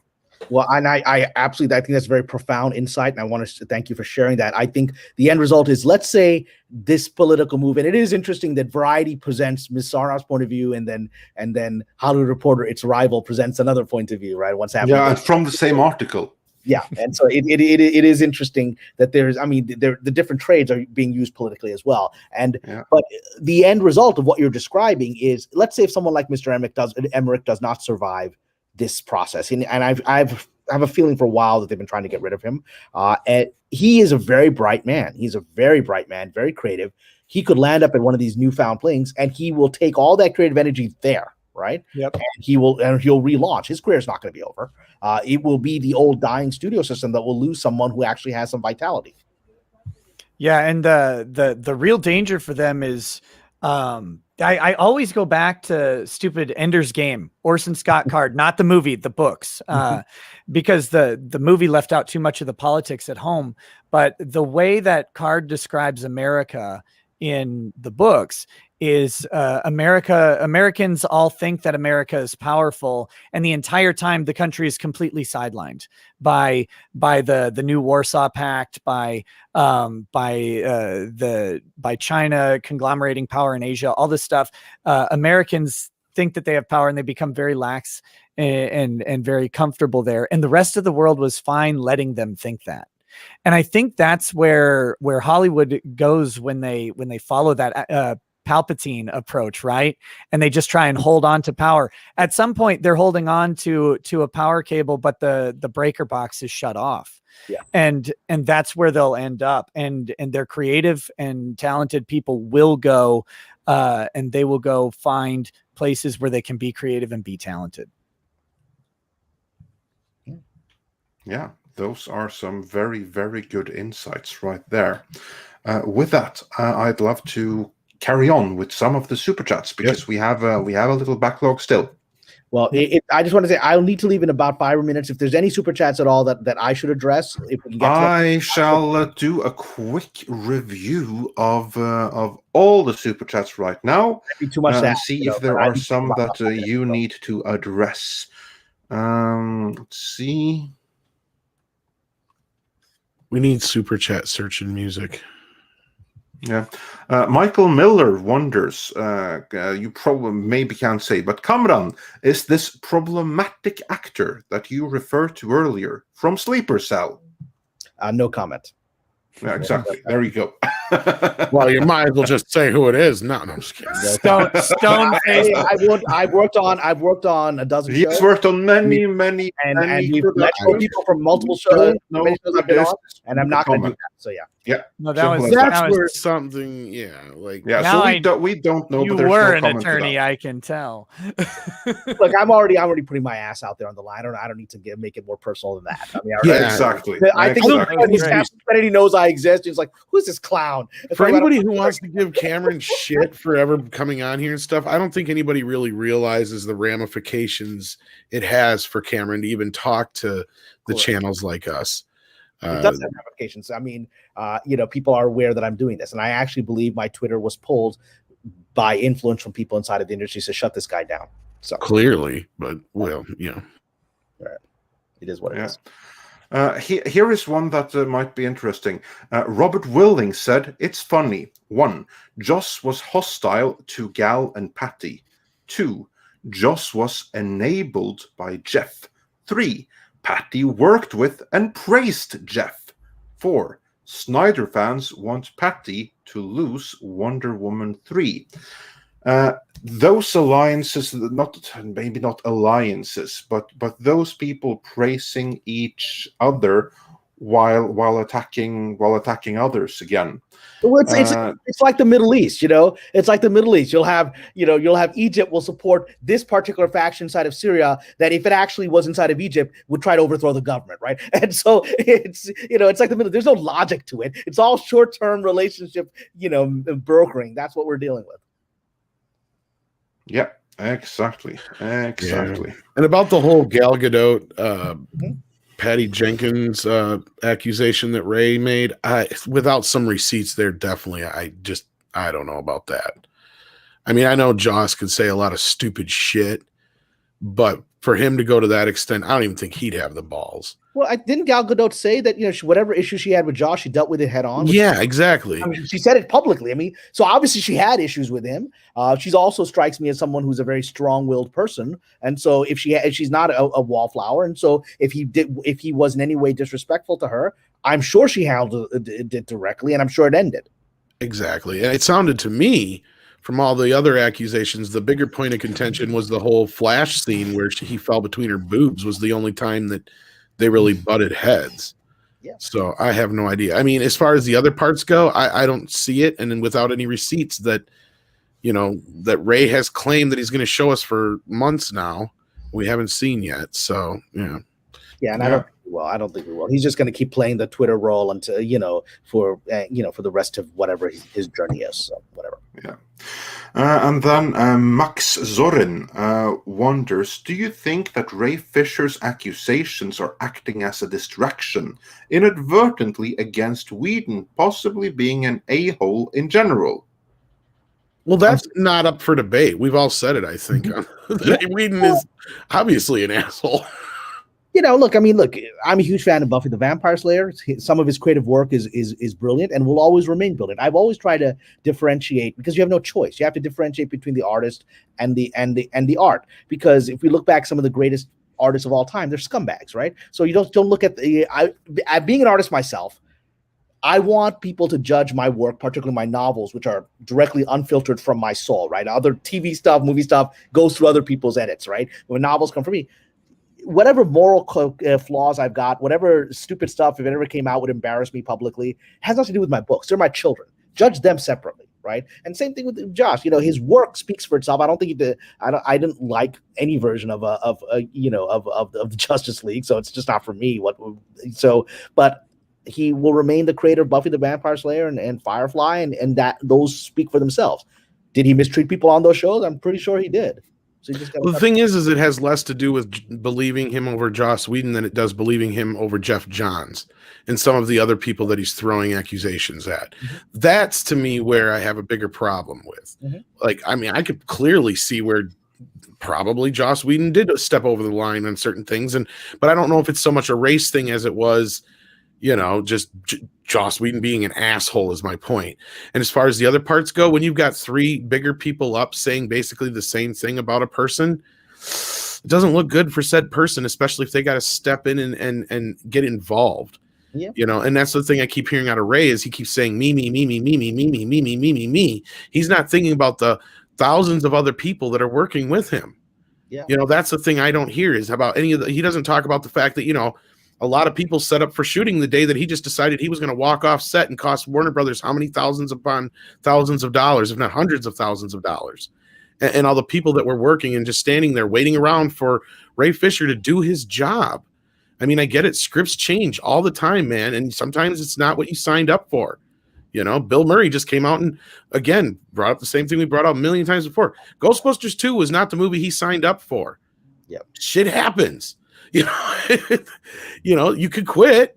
And he could probably walk away with some money in the end, but he didn't. He stuck around. So, that also is kind of, I don't want to say it's a mark against him, but I have a hard time believing it was such a harsh, racist environment if he stuck around through the damn thing. It doesn't. I would love for Mr. Fisher to have worked on some of the places I've worked at where I experienced some real bad stuff to my face, and I handled it as best as I could. I don't think he'd have the strength and spine to handle the situations that I've handled. So based on what I'm witnessing here, so it is what it is. So that's my point. It'd be easy for me to just believe that Joss Whedon maybe being a dickhole, maybe being a bit racist, but when you've got two or three other people who are clearly not racist that he's accusing as well, that's when you have a problem. And then the story that actually brings to the next super chat and the last one Dark Shadow 308 says it's clear as day that Fisher is trying to racially Me Too Hamada and get Zack back in the mix. He wants to be the centerpiece of the DCEU. Do you guys think that is why he's been trying to go after Hamada as well? Because Hamada wasn't there when this whole Justice League thing went down. But Fisher has been going after Hamada too. Look, I don't know what this guy's strategy is. I don't think Zack Snyder needs him to do anything. Zack Snyder has his own power and his own fan base, and now this Snyderverse, they saw whatever the numbers were, they saw them. So I don't get the impression that this gentleman is doing anything for anybody except himself, and I don't think, and I don't know that Zack Snyder, after all this drama, if let's say he got Justice League 2 and 3, is gonna really push this guy forward. Who wants this drama? Who wants this? Snyder's going to be afraid of having this guy there and finding this guy's. Nobody wants this energy around them, right? So I don't know what his plan is besides, blowing his wad on Twitter. I don't think there is a plan. His best course of action was to just kick back and keep his mouth shut, because look at what's happening. Everything was falling into a place around him to where he didn't have to really do any of this. It would have worked out for him in the end. The Snyder cut happened. As long as he's the one who's throwing more mud onto the situation than anybody. That's the problem you have here is, he was upset that Zack's gone. Everybody was. And sure, everybody's supporting him, but I don't hear anybody coming out backing up his stories. That's the other problem I have. Your thoughts? I think it's way too much credit to give anybody screaming about something on Twitter that in this sort of way. I think it's giving them way too much credit to assume there's a master plan behind it where they're trying to. It's not how you maneuver. It's not how you make these sort of long-lasting changes, because it's too high risk, and it seems amateurish for it to be like a good plan. It just looks like a tantrum, and that's because my estimation it probably is. I mean, at this point, maybe this gentleman thinks he's going to have a political career. I don't know. I mean, it may because his career in the industry is over. So maybe his goal is to position himself as a spokesman for BLM or something of that nature, and then that he's going to be that he'll make a career out of that. I don't even think that's going to work. I just think this is a poorly thought out, like you said, amateurish, narcissistic explosion that hasn't achieved anything in all this time. So, but whatever, that's my view. Yeah. And with that, Kamran, I know that you have to leave, have but I want to thank you for coming on and sharing your insights into this and all other matters. Always a pleasure to have you here. Thank you. And it's such a pleasure to meet everybody new on our panel, and it's just delightful that you guys gave me the time. Somebody commented in the chat and had to smile. They said, I really wish Cameron had better stuff to do than to be on this thing. I was like, I'm working on it. Okay. Hopefully I'll be able to come back and say, I've got this show going. I'm show running this thing and I got no more time for this. And when you have, I'll be delighted to push that. Until then, you are always welcome here. And we are delighted every time you have the opportunity to drop by. All right, guys. Thank you so much. God bless everyone. We'll talk soon. Yes. Nice to meet you, man. Pleasure. Take care. Bye-bye. And before I'll move on with the super chats. Darth Scipio had a question for you, Nick. If Kathleen Kennedy at Lucasfilm and the heads of Warner Brothers make decision to affect the bottom line, which is money, so presumably negatively affect money, can they be fired? It depends on if their decision making can be tangibly linked to hurting the company. Probably, like not just if the results of their decision making are negative, but if the intentions behind their decision making are negative. That's kind of the distinction.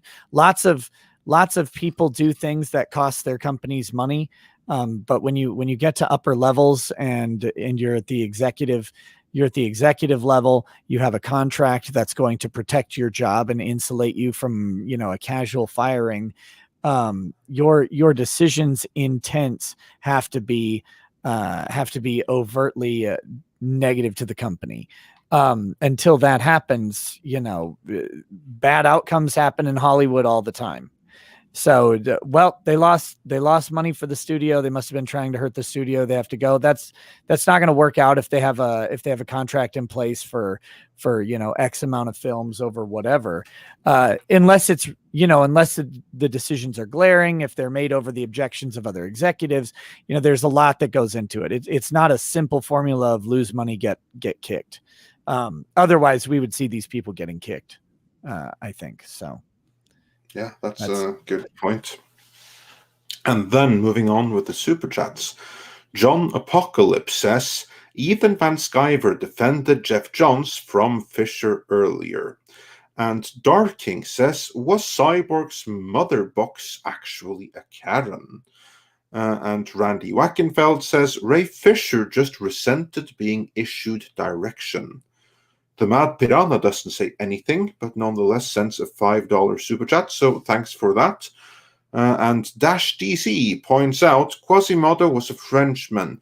What's that to do with Ryan Fisher walking as him? Whatever happened to imitation is the greatest flattery. Well, that went out of emotions went out the window when emotions entered the room, I guess. Yellow Flash 2. I don't know if you're still here, but he was here saying Cryborg has been crying for 2 years now.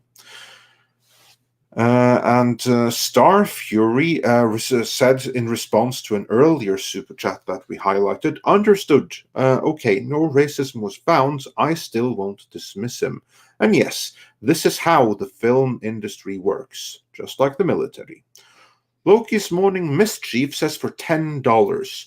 Joss has a history of treating people in his films and shows like crap. It's a pattern of behavior with both women and men. He doesn't care what color you are. If he doesn't like you, that's it. Marshmallow says, I'm getting vibes of nitpicking at details, not extrapolating them into something it's not. I'm glad some cognitive distortions are acknowledged. Roll Titan says, my wife is a minority. I experienced far more racism than dating her than she did, and she would readily admit that. Brady Burleson says, I find it hard to believe that Ray would damage his career like this without there being some weight behind his claims, especially with this being his first big role. Yeah, we covered that. As Nick said, there might not be a strategy behind everything. Yeah, and especially with it being his first big role. I mean, you gotta. It's hard to remember, like, young actors, young sports players. These are all people at the time of their lives when they make tons of mistakes. They're just walking into huge amounts of fortune and notoriety when they do it. They still make those mistakes. That's why a lot of football players get arrested doing stupid stuff. It's because they're all like 25 years old. Everybody's doing stupid stuff when they're 25. I don't know how old Ray Fisher is, but he strikes me as a pretty young guy, right? Yeah, he's old enough that he should be having a career in front of him. Absolutely. Well, he's 33, I guess now. So yeah, that's young enough. But yeah, don't give these people too much credit. A lot of them are just young and they're emotional and reactive. The difference between them and us is that they have a spotlight on them. And their words are given import because they were in a movie, which is still embarrassing to me. Why we pay attention to anybody because they're an actor. They're an actor. They're not special. They don't have any specific insight. And yet over and over and over again, we're like, oh man, this person's saying it must matter. Why? I trust a barista more than most actors. Yeah, as Ricky Gervais pointed out, most of you actors in this room in the Golden Globes, you've spent less time on a school bench than Greta Thunberg. So yeah, that was a nice call out right there. And also, General Winkster wonders, hey Nick, is Uncivil Law still alive? I don't know. I hope so. That man drank. I feel terrible today, and he drank more than me. So. Yeah, so not a great start for him right there, but we shall see. And one step too far wonders, Nick. When are you or those legs gonna do another thought stream? 20,000 Twitch followers, and I'll do another thought stream. So, well, there you have the goal. So just go out and start campaigning. And then going back to some of the older super chats, Stephen Otten says, the drama behind the scenes has outstripped the DCEU movies. It's no longer worth the trouble. They had the chance and they blew it. Time to move on. Jay Ice says, Justice League was meant to be 2 parts. That gives you time to focus on the smaller characters. Reduce it to 1 film and you have to give big stars adequate screen time. And George Barrett says, Rekieta accusation leveled at you, Mr. H. Popcorn Andre, with no history of abuse, burden proof on me. But Whedon, Johns, plus Ray has no history. Should I question? I don't quite know what you're trying to say here. But it looks like that Ray has no history. So who should you question? Given that others have a history of abuse, so I feel that we've covered that. So all of them. Question everybody. Yeah, exactly. Question everything. Greyman says for 10 Swiss francs. Thank you so much. Some people learned how to weasel through conflicts by spinning words. They twist truth with rhetoric, just to shield themselves from the reality they're wrong. Normal people don't buy it. Silver Nova says, making everything about racism and being obsessed with race all the time usually means you think race is the only thing that defines a person. Dash DC wonders, could this continuous cancelling theory be a modern extension of it's not the conquest you make, but the drive for the next, the reproductive drive? Any thoughts on that, Nick? Could cancel culture really be a manifestation of the reproductive drive? Like people reproducing? Yeah, like these millennials apparently don't get laid anymore. So maybe like this is their way of compensating. I don't know. I don't know if it has anything to do with that. Although I would say that they're certainly, like, if you're going to cancel everybody and make everybody terrified to engage in any sort of sexual activity or even flirting activity, you're going to have problems. You're going to have problems finding a partner and getting laid. So you know, it's nice way to reduce the population, I guess. And then HyperGyver 2 states, the only person that has any grounds for a defamation case right now is Gina Carano. And yes, we covered before, even those grounds might be shaky. Is that right? Yeah. Right now, there's not solid support for calling someone a Nazi being defamatory. There probably should be. It's a career destroyer. Obviously, Gina Carano, had her career at Disney put into jeopardy. She can prove damages then, can't she? Right.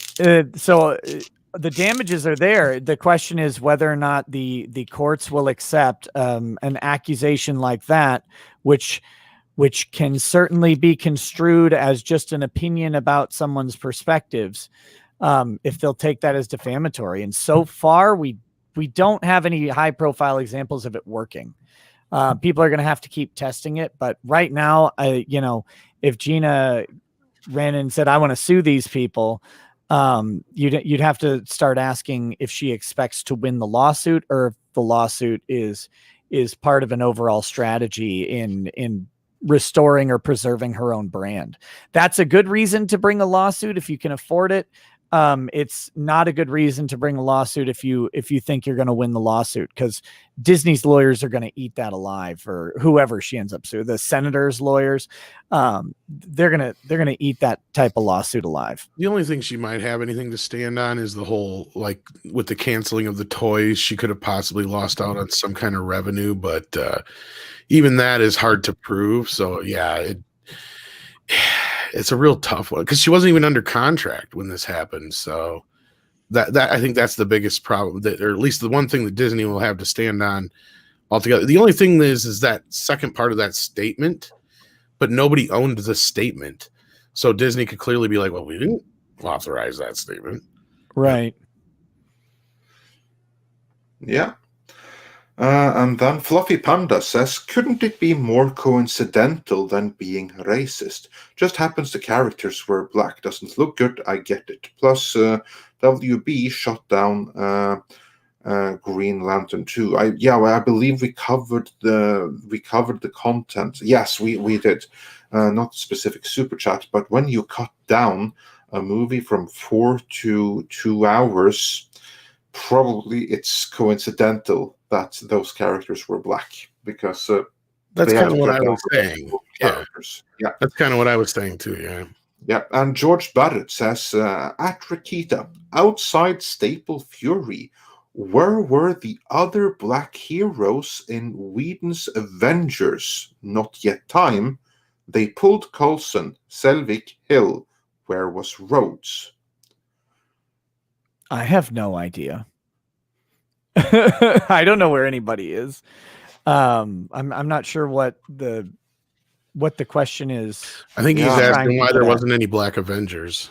Yeah, I think so too. I think that's what he's trying to say. I think that has less to do with Joss Whedon than it does with the studio and Perlmutter, and I mean Marvel Studio at the time. Exactly, yeah. And Isn't again, it that's a question about representation, and that wasn't a big deal in 2012. And it shouldn't be a big deal ever, personally. My understanding of the Avengers storyline, they picked the Infinity Gauntlet, storyline to go through, and they picked the characters that they had available. There's other problems with how the Marvel universe is broken out, because a big chunk of Marvel is owned by a different company, with the X-Men being owned, because they're owned by what, Warner Brothers, right, or Fox? No, they No, were they used owned to be by owned by Fox. Fox, They're yeah. back with the Warner now. They got them back with the Fox acquisition. Okay, so They're back so they under had Marvel that. ownership. Okay, but at the time the movies were made, they weren't, right? No, then they were under Fox. They were Yeah. under Fox. No, for all the exactly, previous yeah. X-Men movies. So you have- And they were under Fox. And Feige wanted to bring Black Panther in sooner and stuff like that, but Perlmutter was against it. But other than that, I think that's the thing, is Whedon directed the first 2 Avenger films, so he only had to work with what they gave him, is kind of what it was. Yeah. Yeah, there's Exactly. a whole lot that goes into when you're talking about these big productions and these properties being in different places and stuff like that. For example, they had troubles bringing in Spider-Man because Sony owns Spider-Man. You've got licensing issues all over the place that further complicate the ability to do some of this stuff. And we don't even know like what other storylines or characters might have been picked up on options that were just never run with by other studios.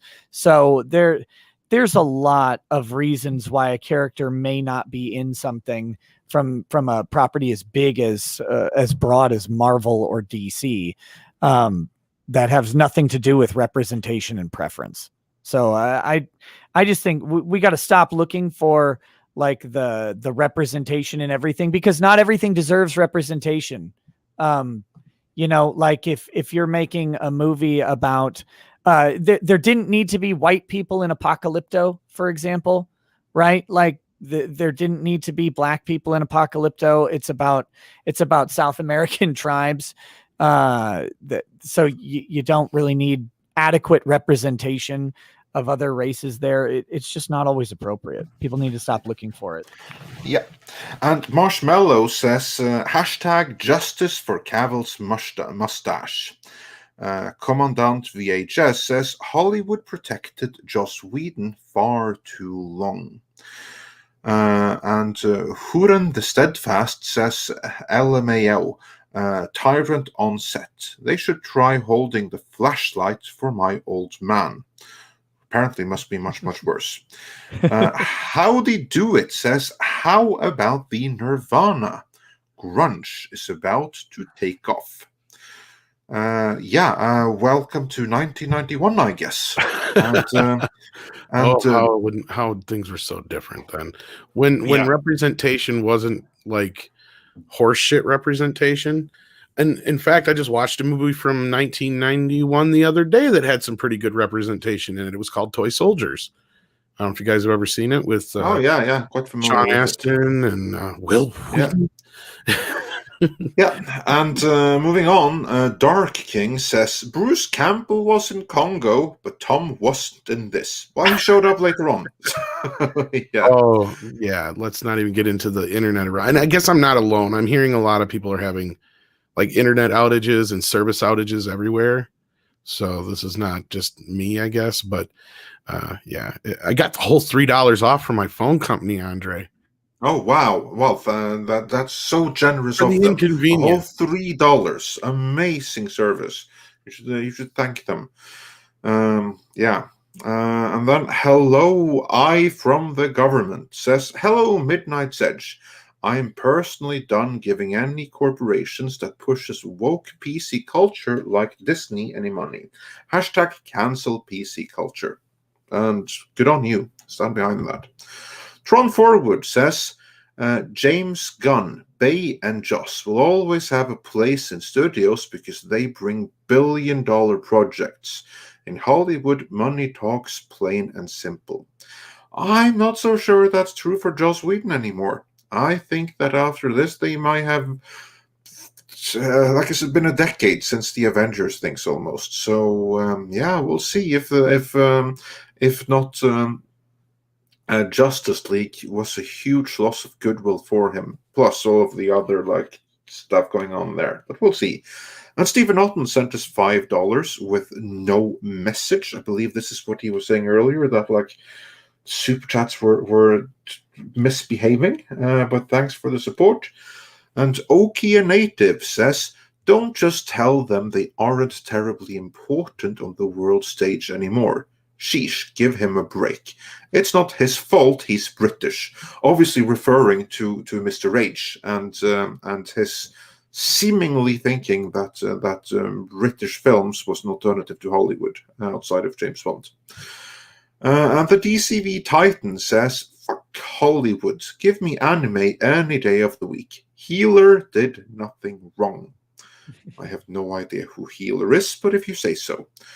Rob Bass says, Rick, does Gina have a case against Heitkamp?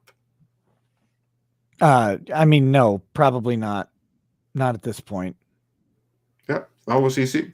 Super Nate says, for $10, can we at least acknowledge the erasure of gingers in entertainment?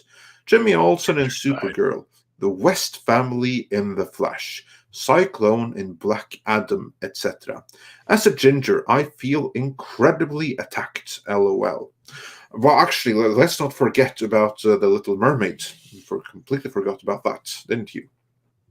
Well, and it's important to note that one ginger is out there making the world a better place, and that is Maitland Ward. Yeah, and she's not cancelled. I don't think that she can come back to Hollywood anytime soon. But yeah, she's definitely putting herself out there.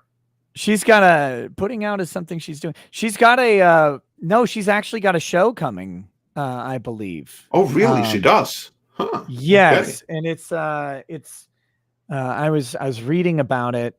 My buddy sent me the article was about her making 6 figures a month on OnlyFans. Oh yeah, I'm sure she probably does better than ever right now.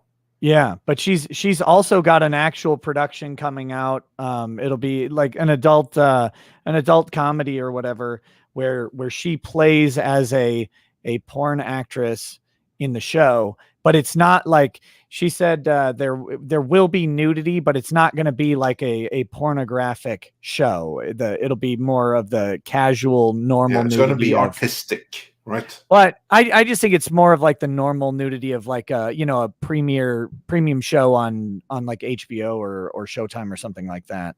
Is the impression that I got, but it sounds like it's a dramatic comedy or something like something normal, not just a bunch of porn. But I guess go her, killing it. Yeah. Yeah, absolutely. And then STR Red Wolf says in Brian Blessed voice, Tom's alive. Hey everyone, Tom's alive. I would try to imitate that if I had any idea how that's supposed to be said, but I don't, so I won't. All I know is this. I've told people this time and time again. Chances are when I die, it's going to be on stream. Yeah, exactly. Case in point, just like that. Exactly. Just like that. Tom is going to pull, what was his name again? Like that British comedian who did just that. Oh, he had a heart attack right on stage. I can't remember. Who it was. Yeah, people laughed and thought it was part of the show. Yeah, that's how I'm going to end up going. So, yeah. Well, hopefully not for a very, very, very long time. Yeah, I hope not. Yeah, I'm hoping I'm still doing this when I'm like 80 and I'm like, fuck Star Wars. Yeah, that is the way to go for a YouTuber. And Cal Clay says, holy S. Andy, chances of Midnight's Edge movie fight. Well, we'll have to bring that question to him, but I would say not off the table would be my estimate. Patrick Mulligan says, Whedon made the film worse. SC made less sense. Oh, Snyder Cut made less sense. Well, opinions are divided on the subject. We'll just leave it at that. Trencher 1375 says for 15 Norwegian krona. So, tusen takk, my fellow countryman. I bet Ray Fisher would say the catchphrase if he had kids who liked the cartoon. Well, that's I agree with you, but he doesn't. So, yeah. Because the point is even made that 2 people came to him and said the same thing, basically, was that, the catchphrase has to do with the character on the show. And like the point I was making earlier is obviously, Zack Snyder took out any and all catchphrases. I mean, outside of maybe Affleck one time saying I'm Batman. But at that point, why hasn't anybody pointed that out at least yet? Because he's, we get it. And that's why he should have understood. Just do it and then let the cards fall where they fell. Obviously, if he just kept his mouth shut, things would have worked out. That's what I was trying to say before. Nobody really liked the Joss cut. Nobody did. So you're not helping your case here by trying to cause a bunch of trouble. I just don't get it. Yeah. And then Cecil dropped in to say, someone let Rain know that the most popular and bankable movie star on earth today is a black Samoan guy. Audiences clearly don't obsess about race. That's what I was saying before. Exactly my point. And I didn't even get into music, for fuck's sake. And don't either, because that's for another channel altogether. No, I know, but yeah, Cal Clay says Justice League could have been Matrix 2 and 3. 2-hour movie, then 3 months later another 2-hour movie. Fans would have been happy, no reshoot. CCP, no like black, hence removed. I think that's probably more of a Disney thing. And Stephanie Yanisek, Smuggler's Cantina, says, for your information, Disney Lucasfilm trademarked Skywalker Academy. Well, I guess that must be coming pretty soon then, which I'm sure we'll get into before long. Low Dog says, Judas and the Black Messiah and One Night in Miami are more than angry black man movies I highly recommend you watch before judging. So yeah, check those movies out. And here's $5. Oh, thank you for the $5. Says, why does God allow people like Ron Toy to exist? I wish he'd come to Earth and smack that soy boy in the face. 17 and 0. Here's $5. Thank you. Look, without evil, we would not know how to judge what is good. True. Yeah, I believe that's part of the justifications for that. But yeah. And Bertrand Kurt Russell says, Ray fishing for attention. Ray Smouye. And Slimer Snarf sent a orange fruity super sticker, so thanks for that. And Robert Wilding says, second super chat, Jeff Johns got hurt most by the article. Yeah, but he's no longer there anyway. He's already been fired from it. So, it doesn't matter that he's mentioned. It's not going to damage him anymore one way or the other. Or what say you, Nick? I don't know enough about that guy to really comment. I have no idea. I think the, again, the perverse nature of these sort of accusations is there's a financial incentive for someone like Ray Fisher to do this stuff because they can, this type of outcry can get them picked up for certain types of roles at studios, and the various people will get burned in the accusation. And I don't think the people doing the burning care that much for that. Yeah. So I will give Fisher the benefit of the doubt that a lot of it could be stuff that other people are feeding him too, like people around him. You know what I mean? Because there was even the time when he went out on Twitter and was questioning himself, it seemed like, whether or not Booyah was actually racist. And that's the thing, is he could have just let the movie speak for itself. He could have, all these years later, instead of all this racist nonsense that he's throwing out there, he could have just been like, yeah, obviously the movie was horrible. It was not a lot of fun to work with Joss Whedon. I didn't want to say booyah. I knew it was going to come off like crap anyway. And everybody laugh about it. And because you're right, dude. Now instead you put yourself in a position where nobody wants to work with you. Yeah. And then we have a couple of questions for you, Nick. Warwolf wonders, what's the status on Vic's appeal? Same that it's been for the past 6 months, just waiting on the appeals court to actually issue their ruling. Yeah, their rulings come out every Thursday night at 9:30 p.m. Central Time. So just waiting to see it. There's no way to know when it will happen. And then Taker 610 wonders, Nick, did you watch Crowder this morning? What is your gut feeling on the Floyd trial? I feel like Chauvin gets off. he could not have killed Floyd? First answer, no. This morning I was still trying to live from last night. So I wasn't watching anything. Second one, my gut feeling, I've been traveling too much to give my full attention to the trial. Chauvin's lawyer is doing a very good job on cross, but it's all going to come down to the experts, the medical experts that are going to testify.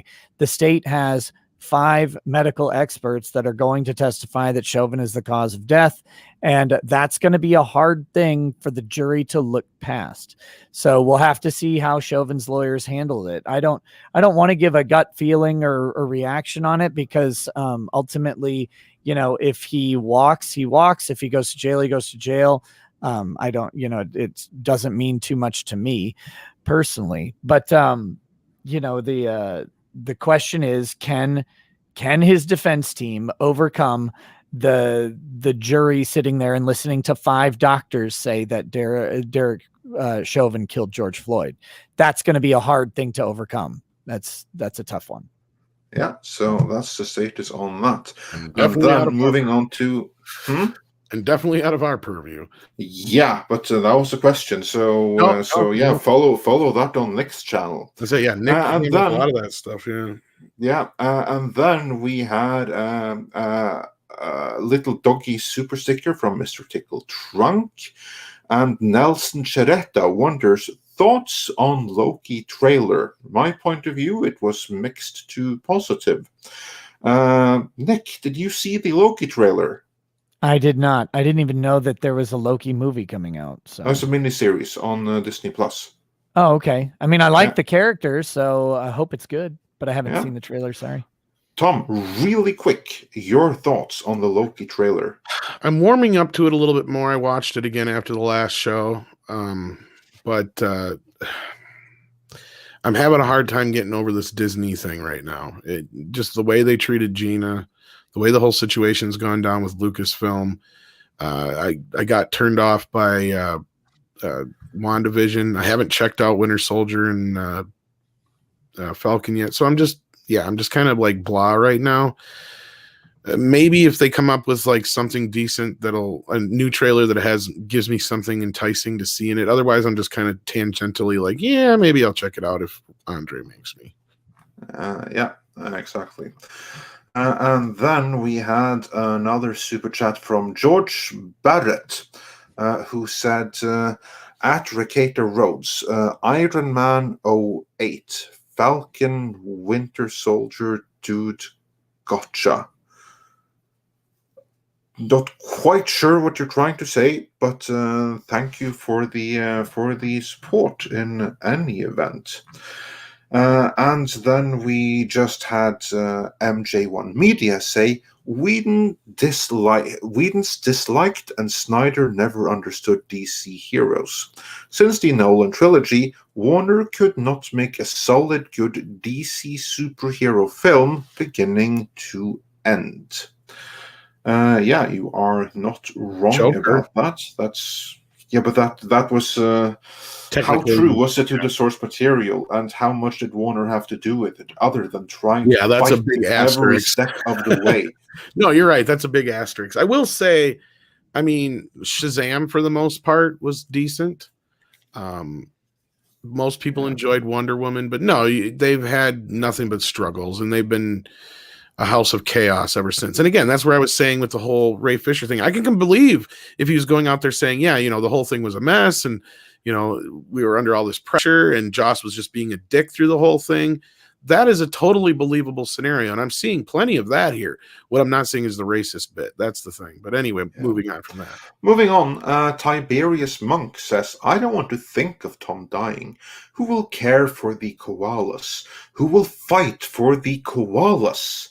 Great stream today. Hail Midnighters. Hail 200K. Thank you. Well, thank you. And yes, indeed. And on that note, be sure to check back on Thursday for our which is tomorrow already. That's tomorrow. Time sure flies. For our celebration stream. And until then, Nick, it's been an absolute blast to have you on today. So thank you for joining us. Yeah, man. Thanks for having me. I had a great time. So It's been a long time coming. We've been trying to set this up for a while. yeah. Well, anytime, just let me know, because I love coming on and talking about this stuff and hanging out and Oh, thank getting you. to We'd meet new love people, to. We'd love to have you come on again and more often. So Yeah, Andre you're was very welcome excited when I anytime. told him I had you for today. He's like, "Oh, excellent!" And it just happened to work out that the topic was topical enough for you to comment on. Otherwise, all we had was Star Trek stuff, and it's like they're ruining Q. End of story. Yeah, and then we also had a power outage that threw things a little bit of kilter right there as we Well, were it was more the as we internet. were I had about to plenty of begin. But power. yeah, It's the same problem I had Monday fine, an night. internet outage then. Yeah, and Internet I've talked to outage. other people who've been having the same problem, so I don't understand if it's something going on with, because it's not just the internet service, it's the entire phone service too. And like I said, when I talk to them, they're like, "We ain't show no outages." I'm like, "You're fucking insane." What the fuck are you talking? Well, we'll give you $3 for credit. It's like, excuse me. Mhm. Yeah. Anyway, long story short, hopefully that's the end of it. But I've heard other people in other areas, not around here, having similar issues. So it's probably something that's going to be rolling around for a while. Maybe it's something from the earthquake. Maybe it's something that's kind of affecting, just going down the way. Who knows? Yeah, who knows? In the meantime, Nick, where can people find you other than the link that I've put in the description? Oh, I mean, you can find me YouTube, Rekieta Law. Twitch. You can find me on Twitch at Rekieta Law as well. You can find me on Locals, Rekieta Law at locals.com. You can go over there. The YouTube is always finicky with sending out notifications on my streams because, I cover some controversial topics and I have fun doing it, which those two things are not okay. So you can always get an update of what's going on my Locals page. You will never miss a notification there. But I do a live show every night at 11 p.m. Central here on YouTube. So come check it out. Bring your whiskey and bring a good fun attitude and come laugh at some dumb legal stuff with me. You get me through a lot of late night edits. I'll tell you that much. It's my pleasure to do so. So indeed, sometimes I don't know what the fuck you're talking about, but it's just like, okay. Sometimes I don't know what the fuck I'm talking about either. So it's okay. But like Vic, I've met Vic. So like when you talk about that kind of stuff, obviously I know, I get into that a little bit and some of the other stuff. But when you talk about some of the stuff that's way out of my purview, it's like I have no idea what the hell Nick's talking about tonight. But yeah. But that's just because I have no time to keep up with the real world. Stephen Otten sent in a last minute super chat, says AT&T was having issues yesterday. There you go. See, yeah. And it's hard to say what is going on because nobody will give me a straight answer. So. Yeah, well, you're here now. That's the most important thing. And with that, I Yes. do believe it's time for some koalas. Koalas in the rain. Speaking of, did you tell him about the koala in the rain button? No, we'll do so. We'll do so tomorrow. Okay, we'll wait on that till tomorrow then. We have a preview. I have a preview on my Twitter. So there you go. Thanks so much, guys. We appreciate you being here. Take care of yourselves and each other. Koalas in the rain, koalas in the rain, no fucks given.